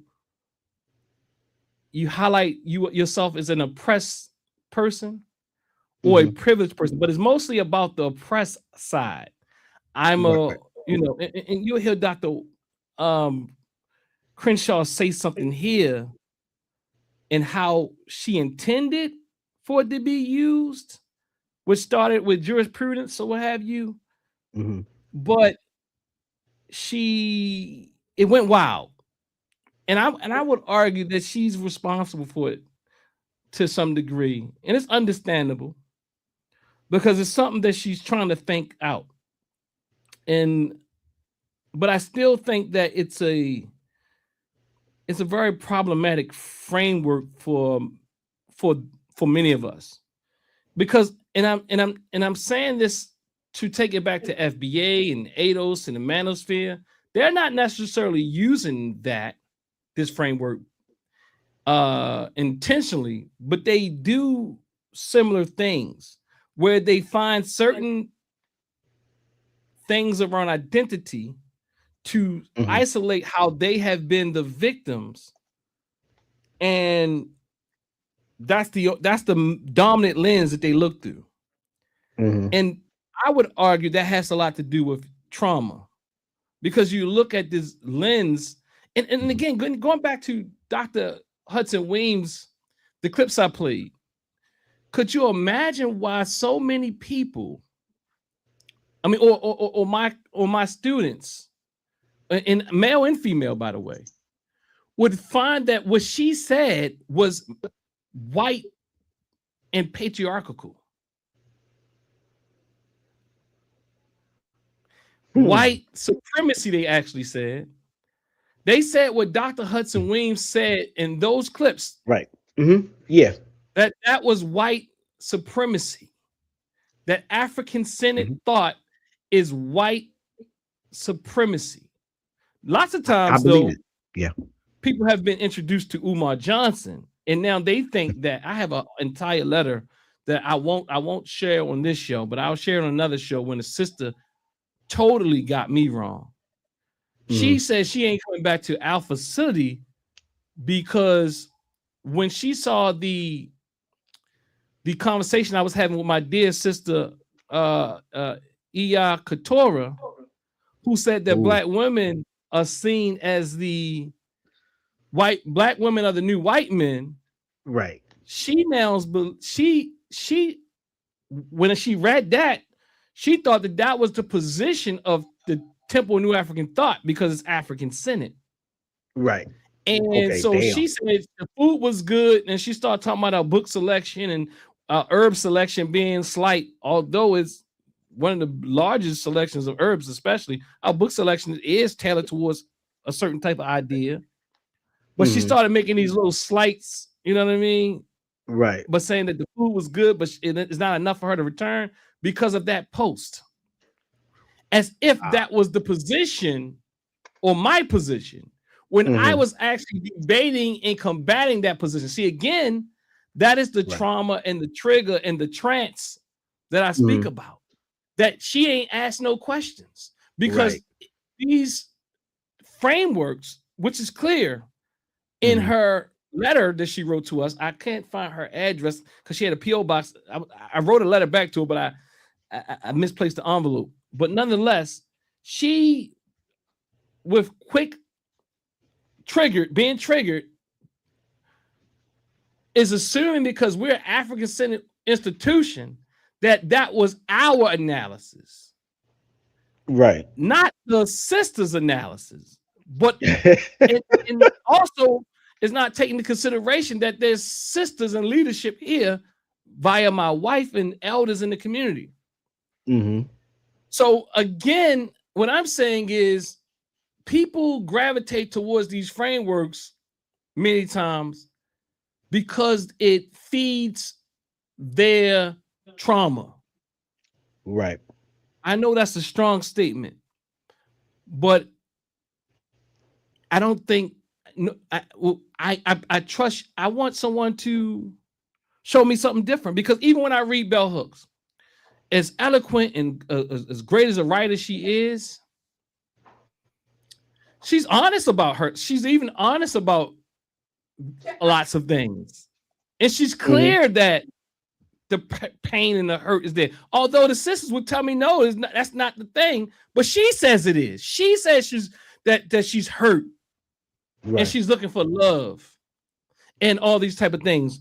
And what I'm saying is that I think she has she's brilliant, but the hurt will cloud things. And a lot of times that hurt did not start with the man or the woman that you're with. Lots of times for brothers, it started with their mother. Lots of times for sisters, it started with their father, or vice versa, or both, or all the above. And then we come across these frameworks and they speak to us in a very individualistic way. And they breathe in us, but they are often problematic because they keep you in a state of victimhood and they really don't show the bigger picture when now you have oppressors called men in your community, and the brothers where you have oppressors called black women in your community, and not looking at the real oppressor or FBA. The oppressors are the immigrants and the black immigrants at that, and they don't talk about the white man, but you know, I mean, if they do, it's and with their leader Tariq Nasheed and his clan, what they do is, especially Tariq Nasheed, he does it the best. Honestly, he's good.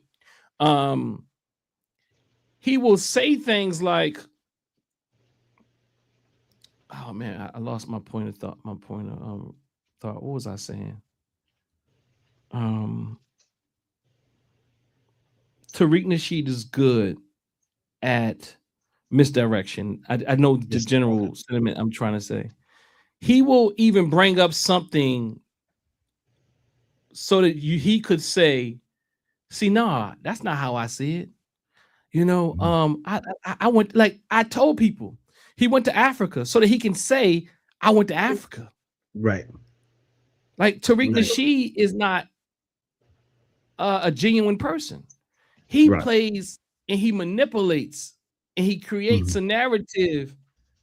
But then he'll tell you that Africans are this and Africa. Like he'll say, I went to Africa, but he'll say to every time he say he went to Africa, he like Africans, he got 20 posts with images showing that they're savages. And he got 20,000 posts saying that they're tethers and anchor babies and booty scratchers and all that. Same thing with, I see, to me, he's a propagandist. Whereas who causes division. So okay, let me go ahead. I said I'm gonna, all right, let me try this out, y'all. Let me know if y'all can hear this. Often mistakenly think that intersectionality is only about multiple identities. I've got 3, you've got 6, the identity question goes on and on. Some colleagues in Germany undertook to count how many intersections there are. Last count, there were like 17 or something. It was an attempt to map them all. That's not, at least my articulation of intersectionality. Intersectionality is not primarily about identity. It's about how structures make certain identities the consequence of the vehicle for vulnerability. So if you want to know how many intersections matter, you've got to look at the context. What's happening? What kind of discrimination is going on? What are the policies? What are the institutional structures that play a role in contributing to the exclusion of some people and not others? A lot of people, particularly those who haven't followed demarginalizing from its initial iteration, often mistakenly think that intersectionality is only about multiple identities. I've got 3, you've got 6, the identity question goes on and on. Some colleagues in Germany undertook to count how many intersections there are. Last count, there were like 17 or something. It was an attempt to map them all. That's not, at least my articulation of intersectionality.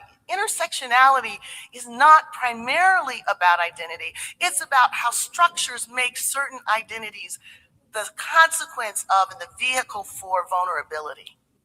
So if you want to know how many intersections matter, you've got to look at the context. What's happening? What kind of discrimination is going on? What are the policies? What are the institutional structures that play a role in contributing to the exclusion of some people and not others? So what we have here, you see, there's some critique about our dear sister's framework, which has been used in so many spaces. I remember probably about, I don't know, what is a decade or so ago, everybody was saying it, just to even sound smart, intersectionality of the thing, you know, and the intersect of this and intersectionality, you know, it was like everybody was saying it and most people didn't know what it meant, but people were using it anyway. And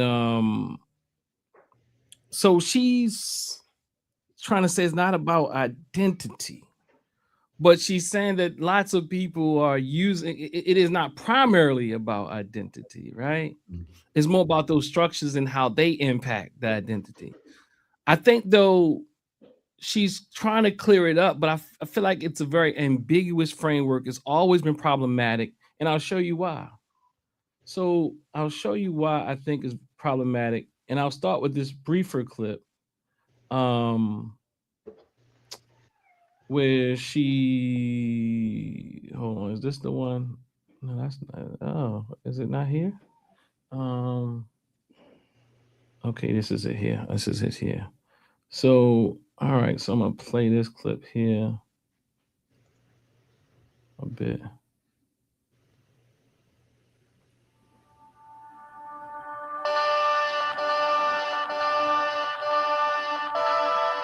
Intersectionality is just a metaphor for understanding the ways that multiple forms of inequality or disadvantage sometimes compound themselves and they create obstacles that. So no, she's starting off with how these frameworks sometimes compound themselves.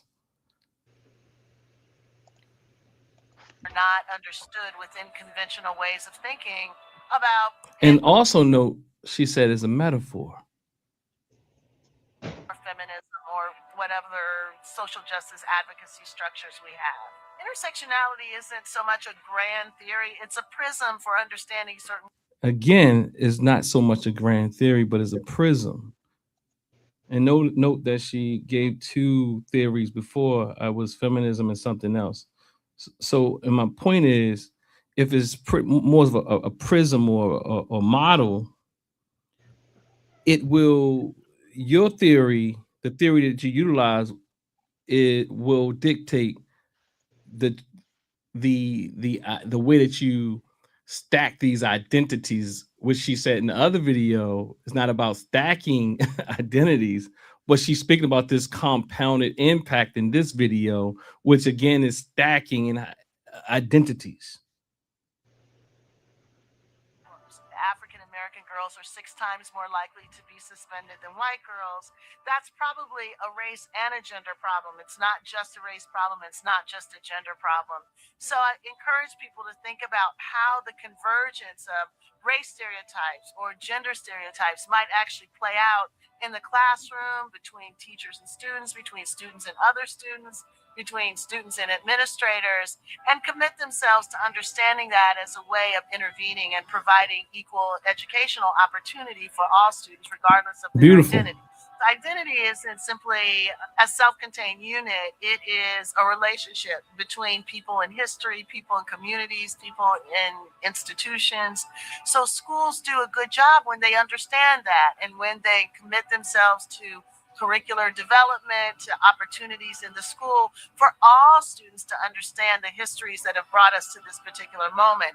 You can't change outcomes without understanding how they've come about. So independent schools can take the lead on that, to be responsive to their student populations and to the communities out of which the students come.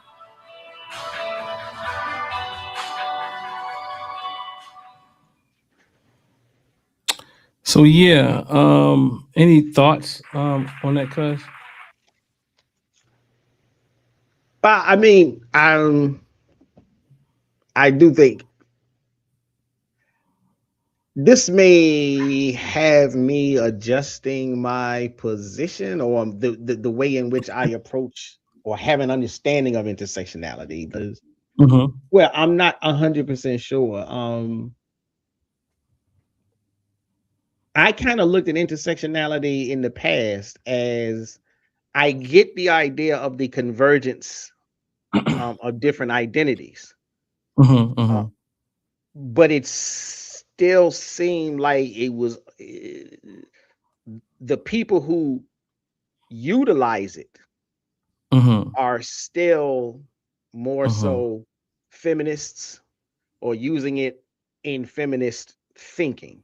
Now, maybe I'm just wrong and haven't, been exposed to how other people might treat intersectionality.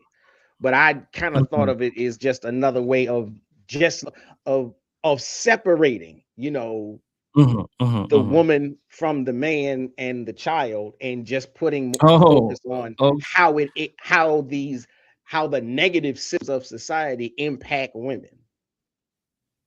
Oh, okay. So, like, okay, racism and sexism are the two great evils, and women are the ones that face both of those. You men, black or white, y'all don't face sexism and racism. You only face racism. So, well, y'all that's struggle ain't as essentially bad as ours. Well, I think you're without the vitriol, perhaps.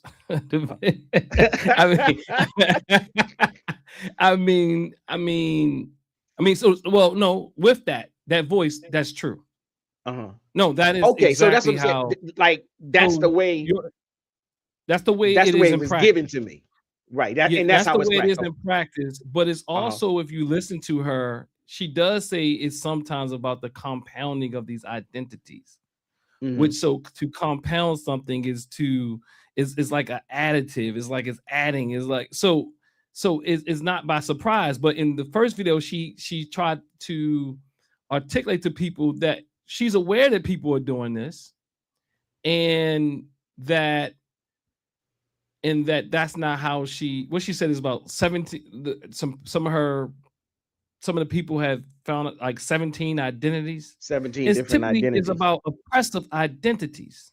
And she said it's more of a prism, not rather than a meta theory or an entire like theory. But people are using this as their primary theory. And Right. some of this is cleanup work. And I can't say she's responsible for how people take things and it's gone on and moved on. But I will say that she's also in ways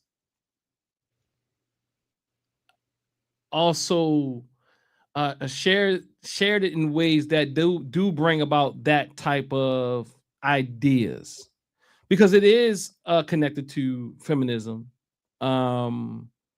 Although I can see utility in it. I mean, like somebody say here, everything she's saying in 100 here. And that's the truth, right? I mean, well, I do have, I think the framework itself, though, is the problem, not the data. The framework itself does, in a way, people utilize it in a way, and I say that she's partly responsible for it, that does say this is compounded trauma, from my identity. I'm a woman, I'm black, and I'm also disabled. So in people's mind, when they hear compounded, it's like I am, like she said, it's additive, and she said that wasn't her particular ideal, like where we start naming all these things. But no, I just don't think it's very clear, and this is exactly how it's being used in practice. Okay, right. It's been used in practice just like that, even with white women. And again, like I tell you, I've had white women write papers and say that they are oppressed through this intersectional lens, and somehow because they're a woman and they're younger than me, not me per se, but just use me for an example, and I'm black and I'm a male, my blackness makes me oppressed, but my maleness is my privilege, which also a lot of feminists,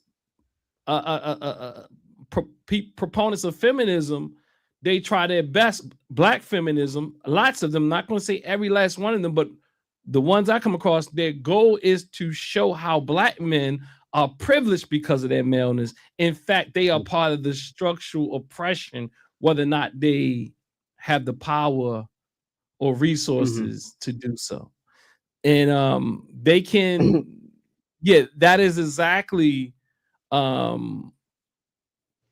what and how it's been used, and how it's been used. So I'm going to show you one more video, just because I want to show you how it looks in spaces and how she talks differently in spaces. And I think she may mean well, to be honest with you, but it's kind of like she just said, this wasn't a theory, right? It's more of a prism to look at things through. But the problem is that prism is the same prism that FBA uses in a different way. It's the same prism that ADOS looks through things in. They might not be using intersectionality, but they are utilizing I am more, we either better or worse. It's a very black and white way of looking at things, where Dr. Clearno Hudson Williams said is about interconnectivity. Intersectionality is about showing how different we are. We are different. And because of this different, it makes me more oppressed. Or oppressed. Or differently oppressed is a better term. But that's not how people see it. But let's listen to LD Elder here. Manosphere College, I'd like to welcome Professor Kimberly Crenshaw. She is a professor of law at UCLA and Columbia University and an expert in the field of civil rights, Black feminist legal theory, and race, racism, and the law. On top of that, she's also the director of the Center of Intersectionality and Social Policy at Columbia University, which she co-founded in 2011, and also the co-founder of the African American Policy Forum. On top of that, she's the creator of intersectionality theory. We're so glad to have you. It's a pleasure to be here. Thank you. And speaking of intersectionality, that actually leads us right into our first question. For the students who may not know, what is intersectionality? Can you define that for us? Well, I have to practice my elevator version of it, but intersectionality is basically the idea that we experience life, sometimes discrimination, sometimes benefits, based on a number of different identities that we have. So the basic term came out of a case where I was looking at Black women who were being discriminated against, not just as Black people, not just as women, but as Black women. So intersectionality. So that's what you probably get is about Black women. I mean, some of that might come from that. Right. And she specifically speaks about case discrimination that they're facing coming from one direction. They've got gender discrimination coming from another direction, and they're colliding in their lives in ways that we don't really anticipate and understand.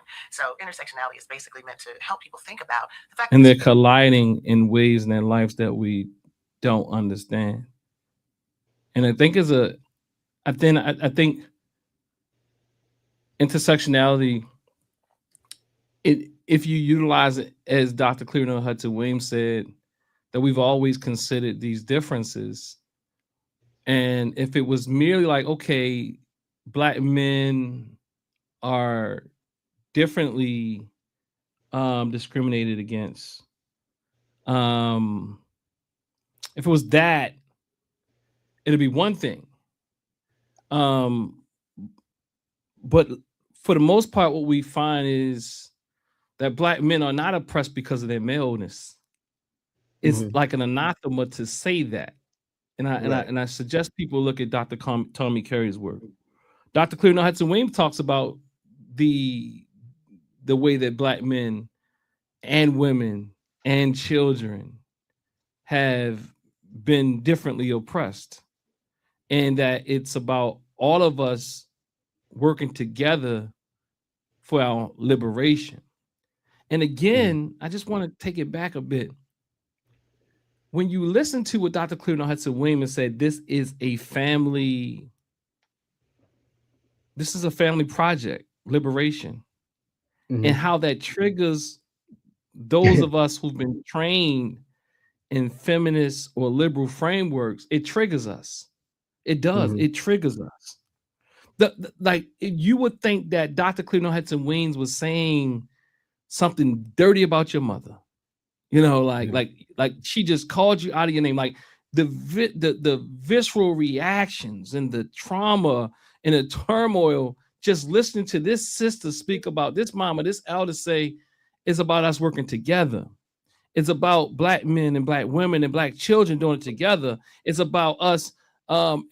Yes, patriarchy exists, but we have to understand that race is our primary fight. That right there is a major trigger, because to them, because what happens is it then says, well, that's what they always say.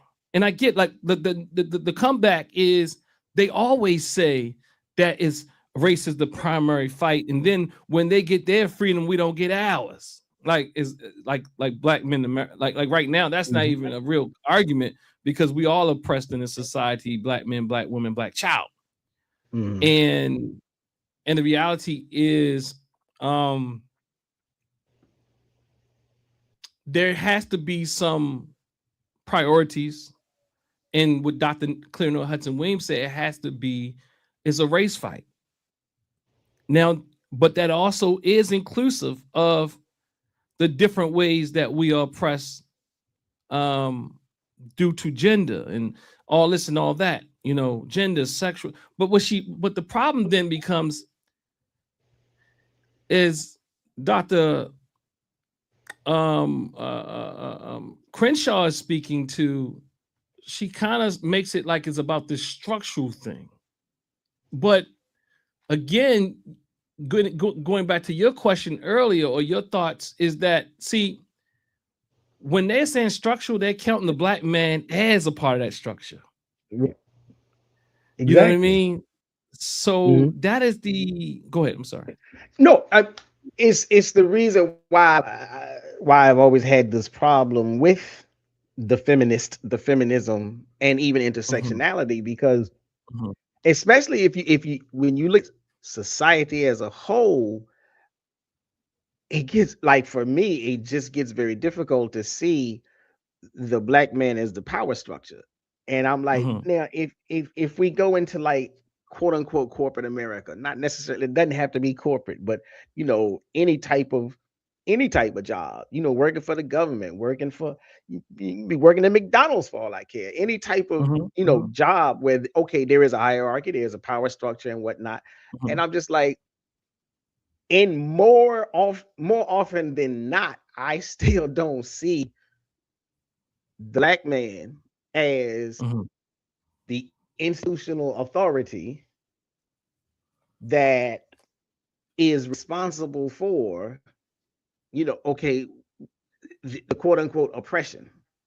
I'm like, and I'm not saying it can't happen. I'm just like, in the conversations that I've had, I'm like, yeah, that's not what that is. So it's just this, I don't know, like, in one way, it's almost like, because I had said earlier mhm, about the way that they mhm, attach onto it is the same way that FBA people attach onto it, and trying to make everything about mhm, themselves, and mhm, denying everybody, the FBA mhm, denies that blackness exists outside of black America, mhm, mhm, and mhm. the feminists, or the intersectionality folk, try to Intersectionality. deny that, like, they will deny that a black man can be oppressed with two different lanes intersecting. Only Yeah, the one can have two different identities that get them hit. And so, yeah, it's always been a problematic thing for me. yeah, and it becomes an issue. See, the intersectional framework becomes an issue because in practice, what it does is if you don't name that identity, like in your Hmm. discourse. So Uh-huh. let's say we're talking about black people, and we Uh-huh. just talking general black people. Hmm. And the one of the number one um apologetics or talking points or catechisms is that you miss somebody, you miss some people. So in other words, we Hmm. could be talking about black men, women, children, everybody, right? Hmm. And the fact that you didn't mention someone who had disabilities becomes a problem. Hmm. But or if you didn't mention someone who, because they'll say I have a disability, you didn't mention me, because the usage of the intersectional Hmm. framework, the way people are using it, whether or not it was intended for that is not the issue. Because Hmm. systems theory says that the product that you receive is how it's that is the mechanisms that will continuously create more of that. So intersectionality in practice creates a very victimized mentality. And if you don't name this person's identity, and you can be speaking in general, it's like, well, you didn't name, like for example, like you'll see in this next clip, and I think this clip right here is telling. And I haven't really examined it, and I think maybe this would be a good clip for you to break down, Professor Shabazz, because I haven't had the time to really go through it. I just know that it just tells you how unclear it is, and Okay. how and I think it really disputes its own u- utility as she continues to speak in this particular um interview. Okay. And so going back to the systems theory, it's the system the model, what does she call it? The matrix, or what's the term she called? I forgot the well, I'm gonna use the model. She said intersectionality is not more of a grand theory or what have you. It's more of a model, a matrix. I think she said something. I can't think of the word, but yeah, model. I would just use the word model to look at things through. And I think that again, on the surface, intersectionality is very powerful. I do. I think that there's a need, even for, pardon, what she says it is. But again, intersectionists or intersectional feminists don't consider Black men as being oppressed because of their gender. They actually see that maleness as being privileged, where Dr. Tommy Carey and others push back on that. They say, how do you define this as being privileged? Being a Black man in America is being a privileged position. How, tell me, on what metrics are you using when you normally, what Dr. Tommy Carey is saying, when you typically look at one being oppressed lesser or more, you typically use some type of metrics.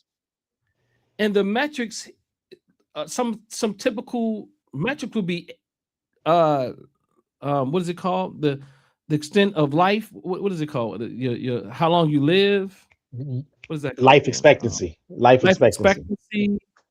Health conditions, and all these other things, where Black men typically are at the lower end of that. And this is how oppression impacts you on so many levels, and Black men are on the lower levels of all these things many times, if not close. The fact that a Black man could make a smidgen more amount of money when you look at things then becomes weaponized, and he's not the one who actually made the decisions for the pay in the first place. But it's so minuscule when you compare it next to the white woman that's making more money than him. She got a notch. She got some notches above him, and then the white man got notches above everybody. But then this man, who is very close to his counterpart in some ways, his female counterpart, is looked at as an oppressor. But typically, that is the type of job that he's doing or something like that even makes that minuscule amount. And I'm not saying, again, going back to capitalism, I think we can examine all of these things and who deserves more money and all that type of thing. Because I'm not protecting capitalism, or males or men or women, or men making more money than women, or none of that. But what I'm saying is these are the metrics that they're using to say, well, this Black man is an oppressor. But when you compare him to all the metrics that people typically use, like life expectancy and all these other things, which you're not looking at, you won't use, he's the lowest on a lot of these things. And I'm not saying Black men should go out and be like, well, look, we are no, I despise that. I think Black men should, say, look, we got to work with our sisters, and men in general die earlier than women. But, Black men, of course, and men in general, besides, I think, the Asian community, which is very close in education, they typically have closer and similar range of education, where Black men are quite lower than our sisters, and white men are actually lower than their counterparts as well, although they make so much more money. And it's not in comparison when you think about Black men. So let me get through this clip really quickly. I got it at 1.5 speed. I'm gonna let it play a little bit and see what we do. On the basis of several different factors at the same time. We need to have a language and ability to see it in order to address it. I know my journey to women's and gender studies was based on intersectional factors. Like, I'm Jewish and I'm a woman, and being. See, first thing she did. See, she's Jewish and she's a woman. So, and some people would argue whether or not, you know, we have a major debate on Jewish and whether or not that's a debate. Y'all need to check Dr. Ball out on that. And some other folk. That's Oh. not. I think that's not my lane per se. But you was about to say something on that, Cut? Nah, go ahead. Go ahead. Okay. But just showing you how white women. She's white and she's a woman, but she didn't say I'm white. And I mean, we use Jewish when we want to, but yeah, you're white and you're a woman as well. Family with a female rabbi was a huge. It really informed my feminism, and I was wondering what was your journey to women's gender studies and That's a wonderful question.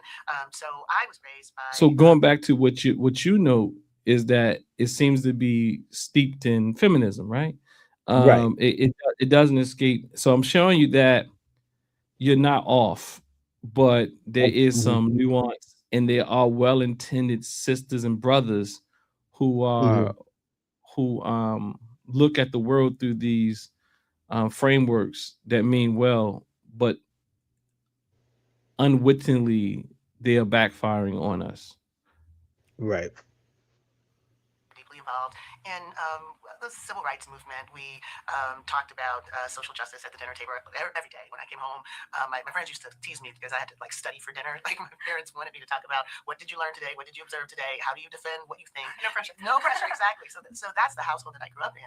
And my mother is what I guess in the last century we used to call race women. They're women who were deeply committed to the idea of racial justice, and they were committed to fighting for the rights of people of color, including and especially women. So she would talk about some of the ways that racism gets experienced by Black people who are women, not just Black people who are men, and basically give me tools to see when it was coming at me. So different ways that you might. So you see, in the specifically for women, and this emphasis specifically for women, and not just Black people, but Black people that are men. Right. So with the idea that. So the subtlety for me there is that as if the fights were just for men. Right. Yeah, so there's some ideas there. And I do there are fights that particularly where, like, for example, the suffrage movement where white women and Black women, and there was debate around Black men getting the right to vote first and all these type of things, where some of this Sojourner Truth even chimed in on it and said some things around I think she was more like, well, brothers, the fight still continues,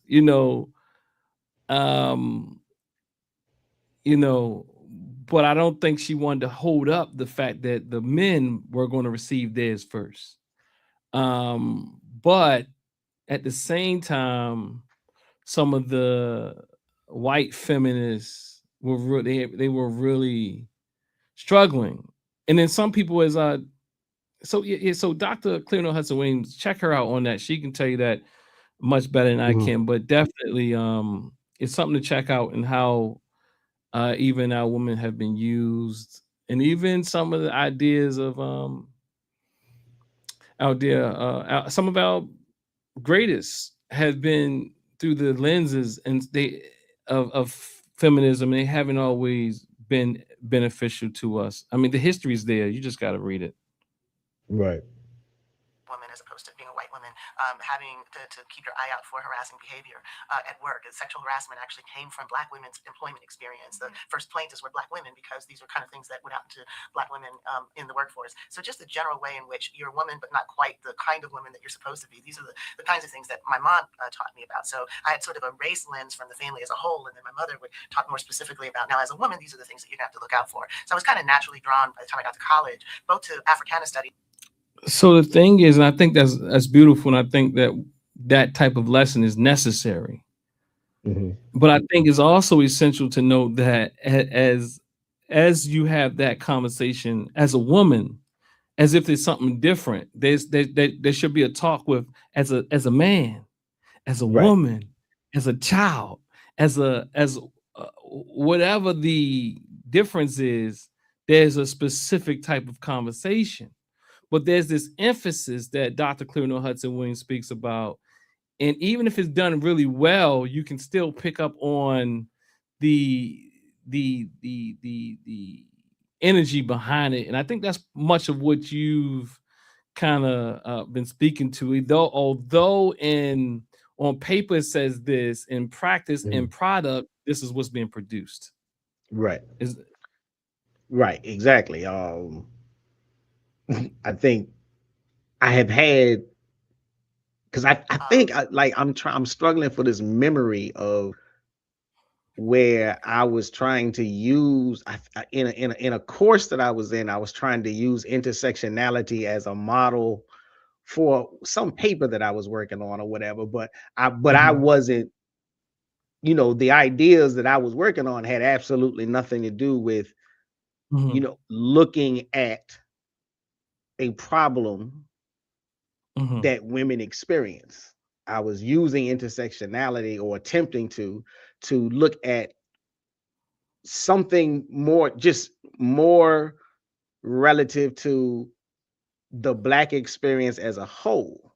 And I was told that's not intersectionality. Really?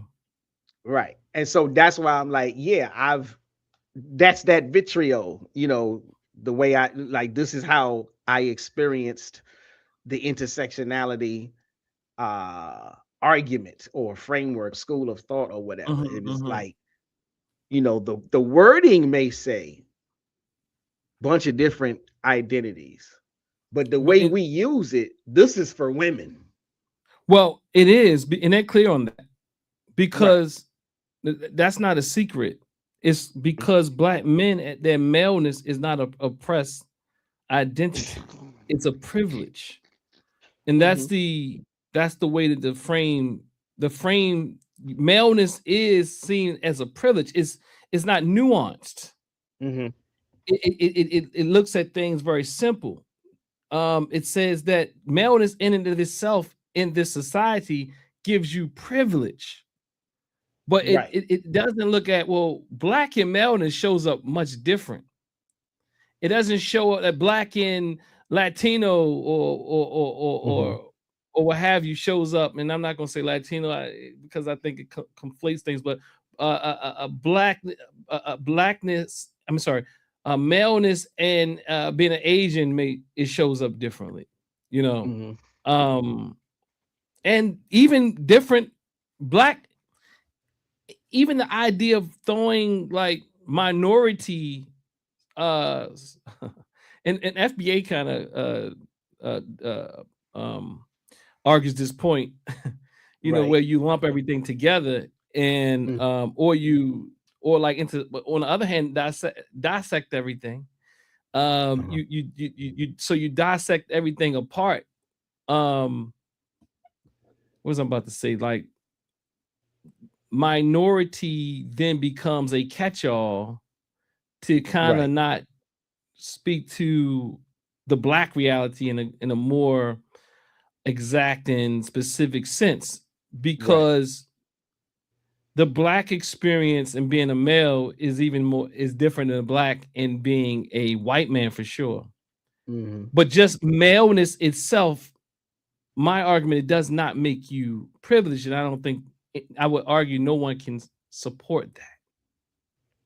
There's no support. I agree with you that they don't. I don't think that there is a, they make the argument, they make they push out and support, they push out and promote the talking points, but they don't they don't do a good job of validating their positions.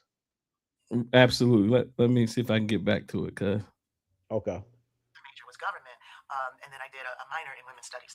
To go back to what you said about your parents, that they were involved in the civil rights movement, and nowadays there's kind of resurgence of Black Lives Matter. But the names that stand out in the Black Lives Matter movement and get the most attention are Eric Garner, Trayvon Martin, and Michael Brown, but we don't see like the Yvette Smiths or the Renisha McBrides. And why do you think that is, that the Black women who are also suffering from systemic violence are getting kind of pushed under the rug, not getting that national attention? Yes. Well, it's an issue that I've been very much. So notice that when Black men are being highlighted, just notice it and catch it. It's one of the reasons we started Say Her Name, to draw attention to the names that people don't have. They don't roll off the lips. We don't know, the names of Tanisha Anderson and Michelle Cusseau. And I've thought a little bit about why this is the case, and I can share that. Listen, I thought she's about to say something like nuance here. She's not. Okay, she's not. But she was like, I thought a little bit about, and maybe the little bit is what she did a little bit.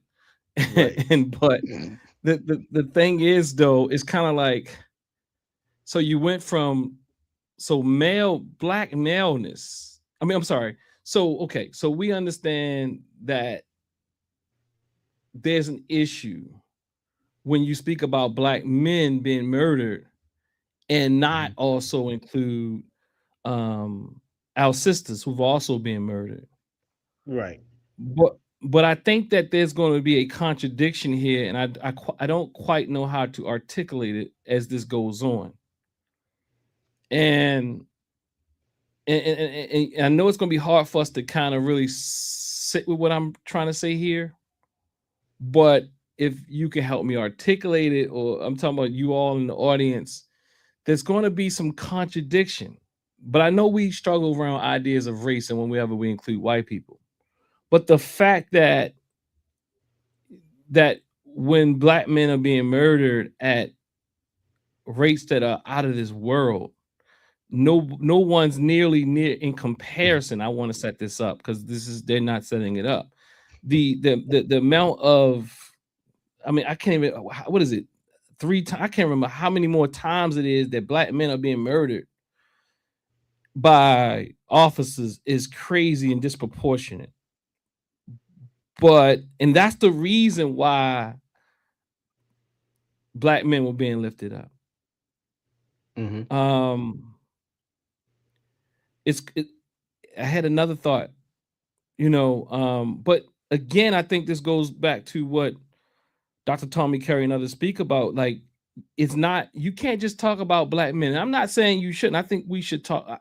I'm saying we should include all harm, but you can see that there's this like, even when black men are being lifted up and there's proper reason for it, it's now saying, oh no, we're gonna do this. Because I thought about this for a minute and why that might be. Participating in some of the marches, we were participating, for example, in the Eric Garner march when we came out with Say Her Name, because part of the march is you're marching and you're lifting up the names, and so then we started saying some of the women's names, and people were looking at us like, "What are you talking about?" And so that's why we just said, "Well, just say her name, right? Just say it," because saying it brings attention to the fact that there are women who are also killed by the police. We eventually created a big banner that had the names and the photos of 20 black women who were killed by the police, and for a while. And again, I want to be clear. I think that that's appropriate, but at the same time, I think that there's a pushback here that contradicts with something that's going to be said in a little while. You had something, cuz? I was gonna say it's not shocking, almost sad to some extent when you go back in time and look at what was going on and how things just came to be, and I'm like, it was women who really garnered everybody's attention towards the Black Lives Matter. It was women who decided, after a killing of this black male, of that black male, after that black, look, we tired of this. It was women that said, no, we got to come together. It was women that built that whole thing. And so it's sad that it's women that come and be like, why they censoring the boys? Why they censoring the boys? The boys. What does that mean? Look, the Jewish woman in the video was saying how it was odd to her that the Black Lives Matter movement was, underway, and they were centering all of those centering. Deaths. Centering, okay. Yeah, centering Okay, the boys. you said censoring, okay. Okay, no, centering. And I'm just like, you know, again, the devil, the devil works in mysterious ways Mm-hmm. to get into that division thing. Mm-hmm. Mm-hmm. And that's what I'm saying. And it's going to be very contradictory just in a moment. With it, but we realized that actually the poster needed to be seen by people in the march. So we came out of the march and stood on the side, the road and held up the banner so people walking by would see it. And we noticed that some people gave us the thumbs up. A lot of people were just, it didn't compute. The idea of women being killed by the police was just something they'd never imagined.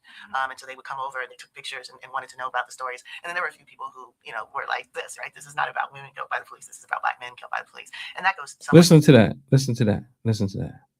It's not about, because there was a call and a reaction to black men being killed. And if you recall, during that same time, there were and they'll speak to it. Let me just get here though. But let me go back to Black Lives Matter. And I even overlooked this back then. When people were just saying, well, Black Lives Matter is not about they're saying it about the police brutality, but they're centering everything besides black men on their website. And I just wasn't really like looking into it. Sometimes we'd be doing a lot of conspiracy theories. So sometimes you can turn your ear off a bit, or your eye, or you just like, you know what? I'm not even worried about that. Right. But in retrospect, I realized that much of that, it fits right in here with this framework of intersectionality that now we're going to utilize black men and the murders of black men to highlight other identity categories, like queer and trans, who feel like who are saying they're not being highlighted. But again, and I get it, but that's a movement to me that's leveraged on the lives of black men. And so there's a pushback in some sense that almost makes black men the problem with that. Like, why are you centering just black men?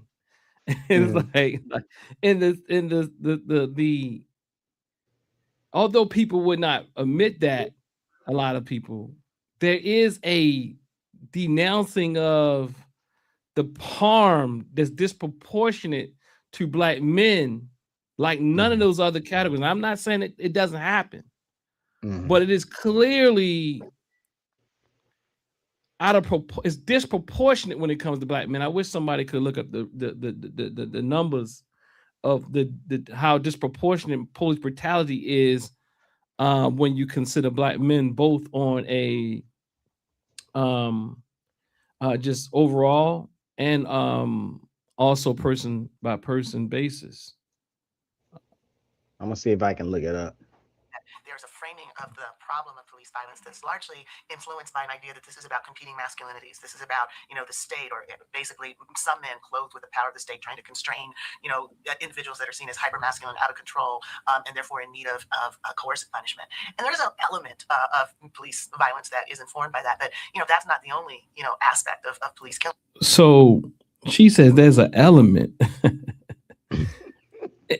Element, like that's like, I don't know, maybe perhaps I'm looking at it a bit too intently here, but the word there's an element is a downplay of what's happening to black men.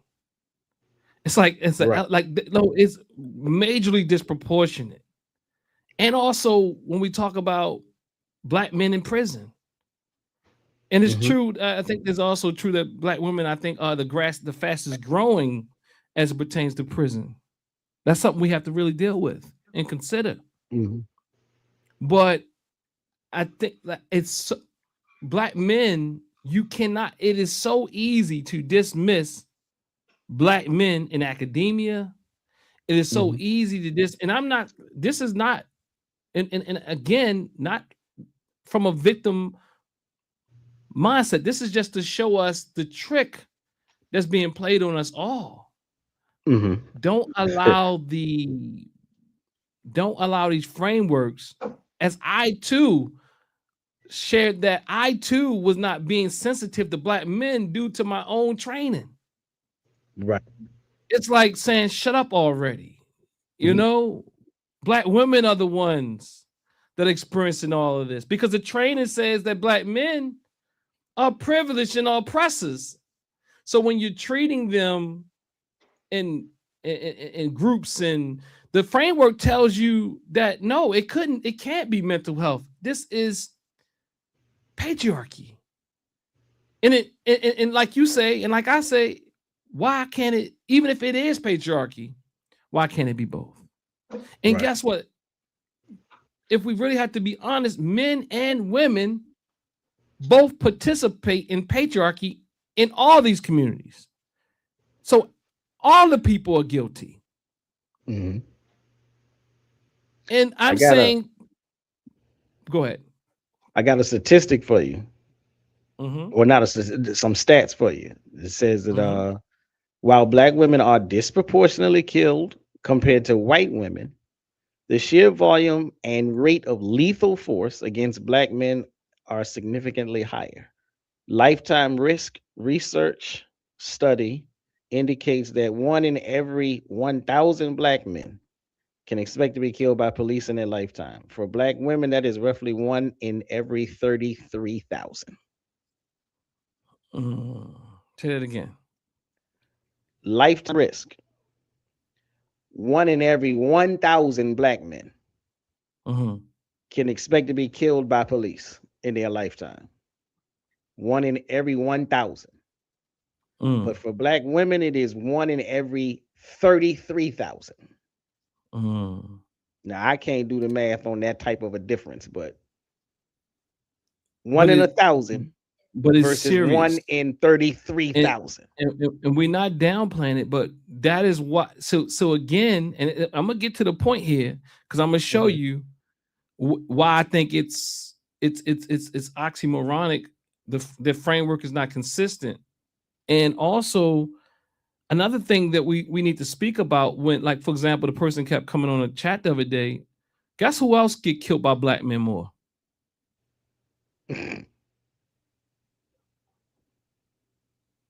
at higher rates? Even black men kill black men at higher rates, Mhm. high, way more than Mhm. anybody else. So what? So how did what does the feminist frame say about that? Mhm. You know, so again, we have a problem there that we got to look at as well.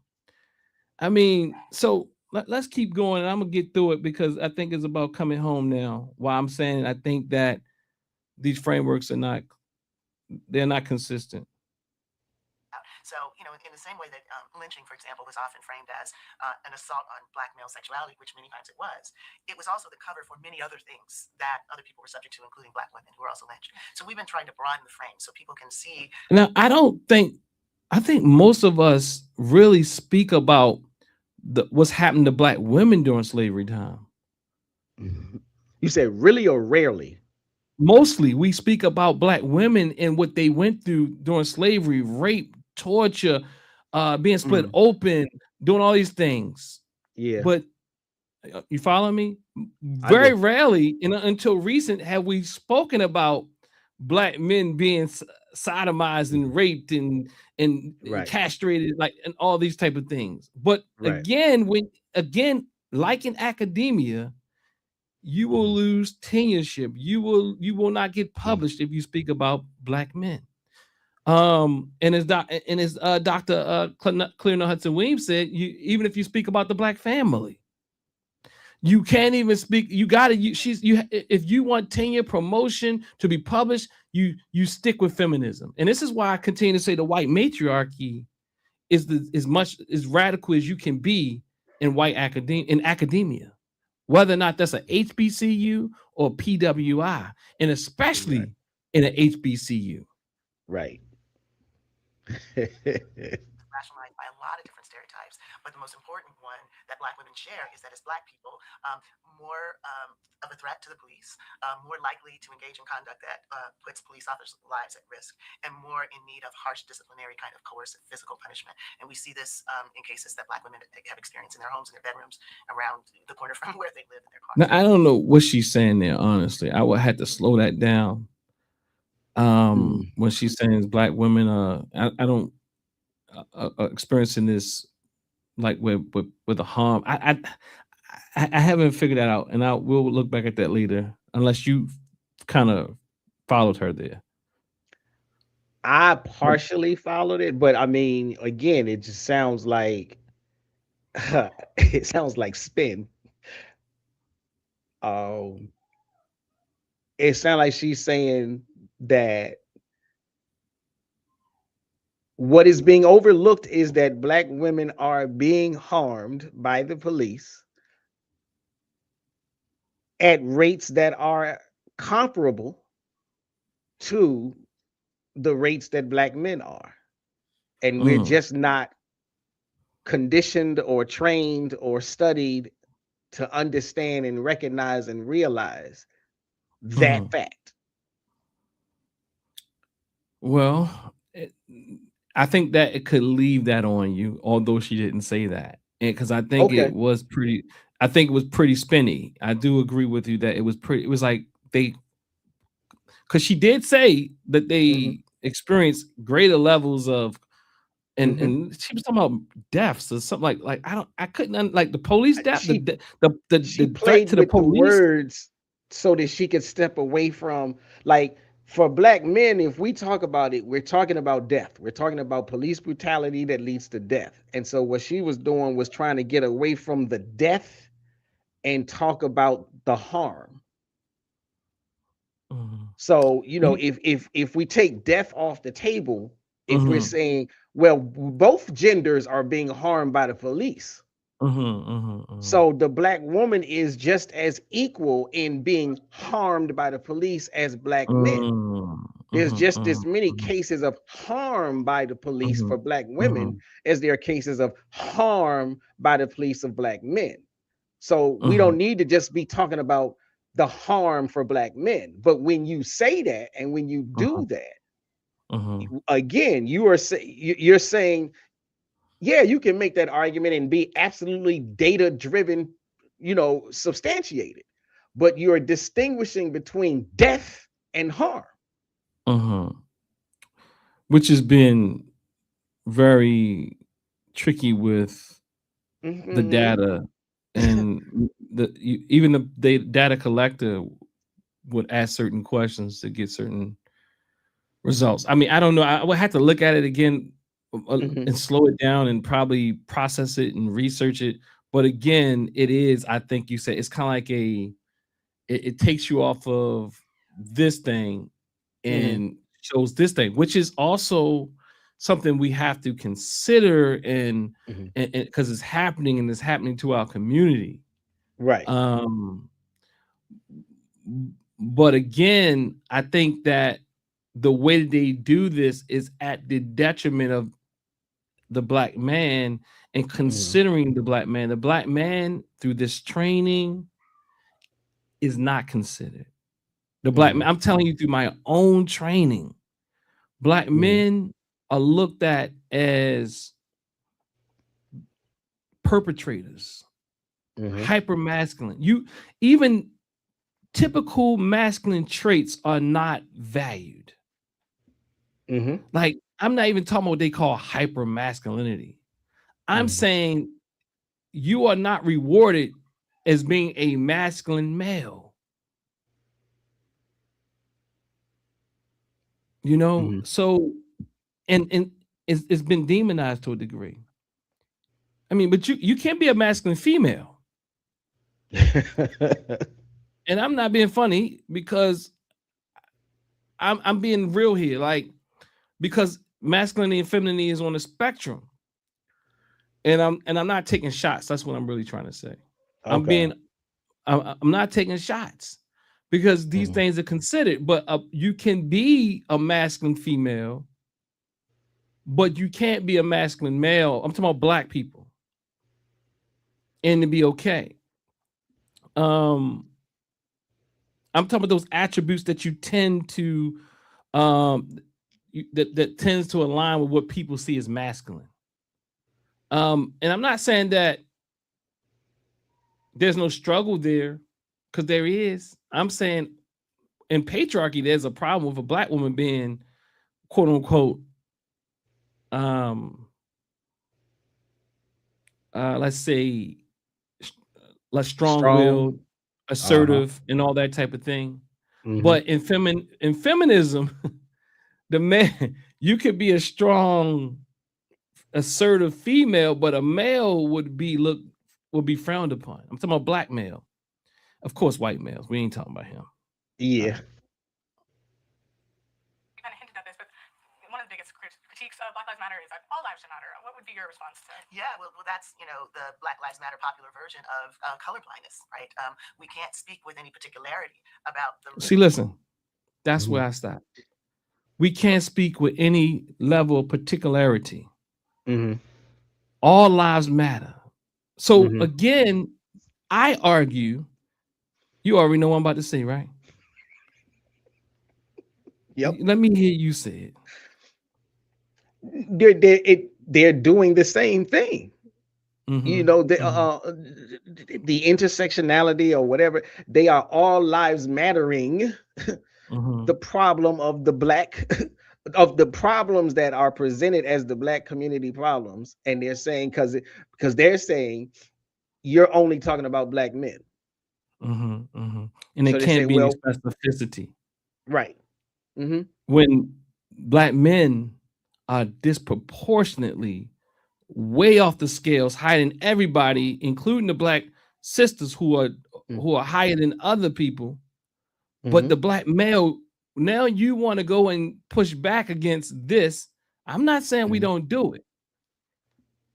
I'm saying what I mean is that we don't lift up our sisters. I think we should. Every black person who've been hurt.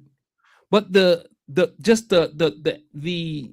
sentiment behind it, the attitude behind it, I think is what you're speaking to. Right. When you say that in practice, this is what it looks like. But even on paper, again, the black male is seen, his maleness makes some privilege. So that's where that feeling comes from. And it comes to these theories of black feminism. Black feminism more than white feminism. Exactly. Exactly. Because the black where feminists, they copied right, white they feminism, copied it and they bringing it into the community. And black men have to have power, made up power and resources and structural control, so that you can blame things on him. And again, the Manosphere is very weak, like they had a weak internet movement. But if they get connected, my fear is this: that they will usurp black male studies. If black male studies, which is a new discipline, great work coming from Tommy Carey, Dr. Tommy Carey, and others. But they will, if we're not careful, that black male studies will become the other side of it, although it's not starting off that way. And I think that I don't see that happening with Dr. Tommy Carey, but I can see them weaponizing and utilizing those points. I'm trying to get Dr. Tommy Carey on, by the way, which people really find him to be very intense, even though he talks very even. You would have think he slapped you in the face, slapped people in the face with the things he's saying about black men hurting. Like, to say that black men hurt, they want black men to talk about their feelings. That's what liberals say. And that's what black feminists even say. Talk about your feelings because you're hurting us. That's true. But when you start hurting, and see, because it's not necessarily the feminist sisters who know they're using the lens is always the problems. Mhm. It's not always the feminist brothers who know they're utilizing the lens that is the major problem. It's those of us in society who have picked up these ideologies and don't even know we're using them. Right. Now, they are a problem. I'm talking about because they are the proponents, the supporters, and also the creators of the information and ideology that continues. I'm talking Right. about those who know they're using it. And it's Mhm. very interesting. It's a very, very, very interesting liberal ideologies where they coming for Tommy Carey. They talking about his. I mean, they talk. It's almost like if you hear FBA talk about. If you hear FBA talk about Pan-Africanism, Mhm. that's how a lot of the LGBTQ brothers who also are feminists Mhm. and other brothers who are not LGBTQ plus, but especially I've heard on episodes where they are with the vitriol of an FBA, they are coming at people like Tommy Carey, who's not calling nobody out of their names. Wow. Who like they talk? I mean, like all you have to do is go and look it up. And these brothers who identify as, and I'm saying they identify as gay and things of that nature. They Mhm. have vitriol for Tommy Carey like none other. Now I talked to Dr. Cleo Monago, and he said, I love Tommy Carey. See, that's why I'm saying, Mhm. I know these are hard conversations, but I think that Dr. Cleo Monago is one to really look at the work that he's doing and the fight that he's having as pertains to the LGBTQ plus community he's giving pushback on. Mhm. He's saying even the terminology are not black and African terms. Whether or not you agree with the ideology or not, the lifestyle, the way of being of individuals who are same gender loving. What I'm saying is, I think it's essential that you hear what he's saying about the LGBTQ plus community and its agenda, because it's a political movement that is also a part of the liberal agenda. It's the reason why Roland Martin going in and say 90%, 96% of black men, no, 96% of domestic violence is caused by black men. Or men. I think he might have said just men. But that's crazy to say that. Like that number is out of this world, and he said it over and over again. I had this fool come on here. I can't remember his name, but he kept telling me, well, you shouldn't talk about the system. You got to just call these black brothers out. Look, I can do both. I call them the brothers. We hold people accountable who hurt our people. I'm talking before they murder somebody in our community. Right. We hold them accountable. But at the same time, we can also understand how systems create states. And I don't think I have too much, because that might have been my whole point, that they are calling the kettle black, the pot calling the kettle black. Right. Let's see what she says here. I might be done with that. Okay. Things will happen to people who are embodied in a particular way, because to do that is to exclude all the other people, right? So, one of the most tremendously troubling things that happened after the Civil Rights Movement is the way that some of the victories of the Civil Rights Movement have been turned on their head. So, Brown versus Board of Education now has been twisted into an idea that it is discriminatory to take into account race at all in school assignments, even if race is being taken into account to continue the process of desegregation, right? So the idea is everybody is similarly situated with respect to race. That's part of so that's what I wanted to get to, is that intersectionality, and the framework of intersectionality is she said it herself, that is not a theory, it's more of a model.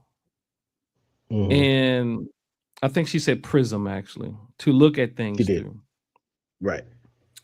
And but we're utilizing this as a model, and for many people in academia, my students included, they use intersectionality as their primary model. There's no culture. There's no like they're utilizing intersectionality as their primary social justice framework. It is a very easy, simplistic framework which doesn't require real rigor, so it's understandable that you have this magical frame that just puts people in privileged position or oppressed conditions. And that is a major problem.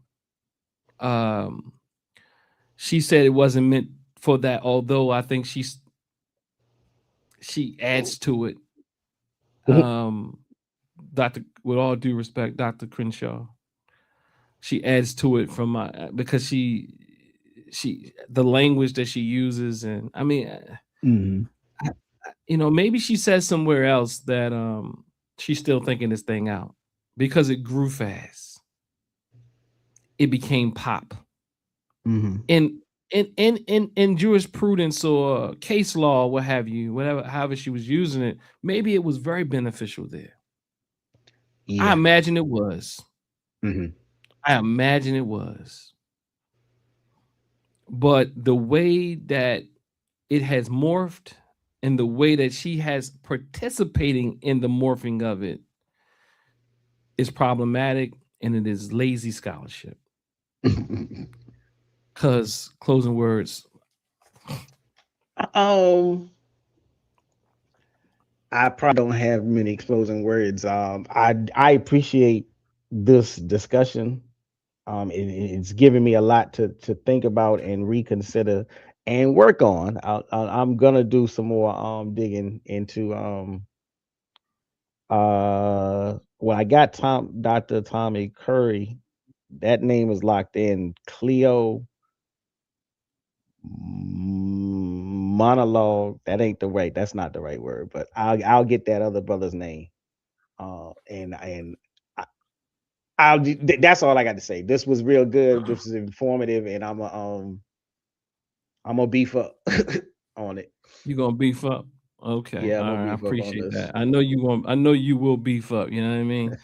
And I appreciate you joining me, family. Those who stayed with us for the long haul, we appreciate you.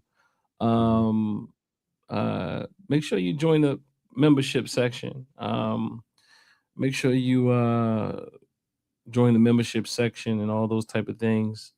Hit the like button, subscribe button, and send us some questions. You know what I mean? Some genuine questions. I'm gonna have to go. I would open the lineup, but I got a pack for tomorrow. But before I get out of here, this is what I want to say. My phone is dead. My wife probably already hit me up. Oh boy, it's one of those. You ever have your phone dead and your wife be like, "What?" Yeah, that's all. she gonna read me. I don't know what she go. I told you I told you you need to get out of there so you can pack it. She probably listening. Hey babe, and I love I ideally, as I told. Okay, I gotta say this. Hold on. I gotta do this. I gotta do this, family. I gotta do this. Oh, what I'm going to do, I'm going to play a clip in closing. I think was pretty profound. I must say myself. But before I do that, I'll say this. Fragmented healing models isolate the individual from history, culture, and structure. I'm saying these fragmented healing models, FBA, we think we healing and liberating ourselves. ADOS, we think we healing and liberating ourselves. Black Manosphere, we think we liberating ourselves through this fragmentation. Black feminism, you think you're doing the same. Again, so I'll go on to say some frameworks respond to oppression by rejecting culture itself. FBA rejects culture. Besides this made up culture that they're creating, this very American patriotic. ADOS does the same. It doesn't want to tap into our indigenous culture. it actually frowns upon our indigenous culture, just like MAGA and white supremacy and patriarchy and capitalistic America in the West does. They just mimic them. Black feminism is pretty against it argues against the African-centered thought. Even those who try to fit in it, they just can't understand. They struggle with it. They call it oppressive. They call it white, man. I'm not saying that there's nothing to look at, but they would rather go inside with other agendas than work on the infights. So again, I like to say that there's a difference between family feuds and outside feuds. So we have, I think that I think with a person who really thinks, as Dr. Crenshaw said, you know, I considered it for a moment. I think I considered it for more than a moment, that family feuds will exist until until this earth is no longer here. Mm-hmm. And in the way that we show up in diverse ways will always exist. So if you want people to respect you in a diverse way, you also got to respect theirs. And guess what? No one has to approve of how you show up. You have to be grounded and centered in your way of being, because there's no rule that says everybody has to agree with your lifestyle. There's no rule. And many times, intersectionality, LGBTQ, what's the other thing? In a lot of these victimized frameworks, liberalism, they think that somehow they're going to make people accept them. I argue that from an African-centered perspective, it's not about people accepting us. You got to make people respect you. They ain't got to accept you. You when I'm saying they respect you through your power and your force.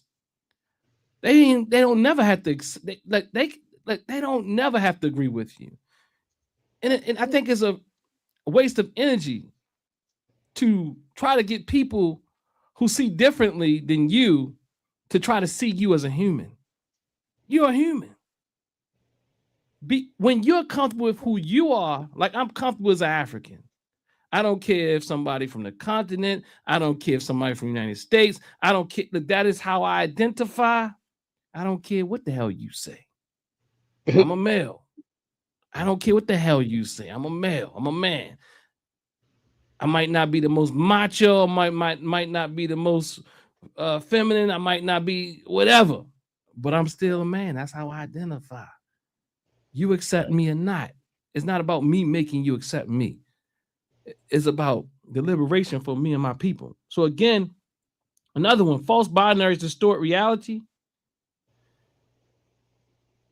Yeah. This privilege and oppressed condition, just this simplicity distorts reality. FBA, them against us, distorts reality. Individual versus the individualism and all of that, even collectivism, like we all of that. It distorts reality. So again, and finally, trauma frameworks often explain suffering, but stop short of organizing for liberation. So as Dr. Malefi Kiyosante says, part of the problem with these movements that we are conscious of oppression. We are conscious of oppression, but we aren't conscious of victory. So family, with that, I'm going to say peace and power, but I want you to stay tuned for this clip and to close out, because I mean it. I mean every word of it. To be in relationship with each other, because we are at odds and we got to be right versus resolving the issue. We got to be right. We got to prove the point that black men ain't shit. And we got to prove the point that black women ain't shit. I talk to everybody. Look, when you claim your happiness, you're going to get your mind back. If a generalized black woman is doing this and being this, that is irresponsible. coming with When his you master's claim your degree, Africanness, you're gonna get your you know, mind showing back. me, you know, his, Black and I'm proud. Claim your I agree, Africanness. Black because and I'm I proud. I'm think that telling you. if When you claim your as a Africanness, you're gonna person get your who mind has back. a page, what is I the status of Proud. people Claim your with half Africanness. Black and I'm proud. I'm FBA? telling But you. When you claim your Africanness, you're gonna get your mind back. That's why I was laughing because Black and I'm I am proud. Claim your Africanness. Black I'm and not I'm saying proud. the I'm telling framework you. doesn't do a thing, but Become a part of it. we've been Embrace it. Forward to black men Become a being the part of it. masters, being Embrace in it. control. We must Become a have part our of own, it. only Embrace it. that those to me one of Become the a best part stories I've of it. ever heard. Embrace it. When you claim your have Africanness, you're mastered gonna get your mind that back. mental growth takes Black place. and You've proud. been Claim misled your by Africanness. leadership, Black for and instance, proud. that I'm think telling we you. can consume. When you claim your Africanness, you're gonna get your mind back. Black and I'm proud. Claim your Africanness. Black and I'm proud. I'm telling you.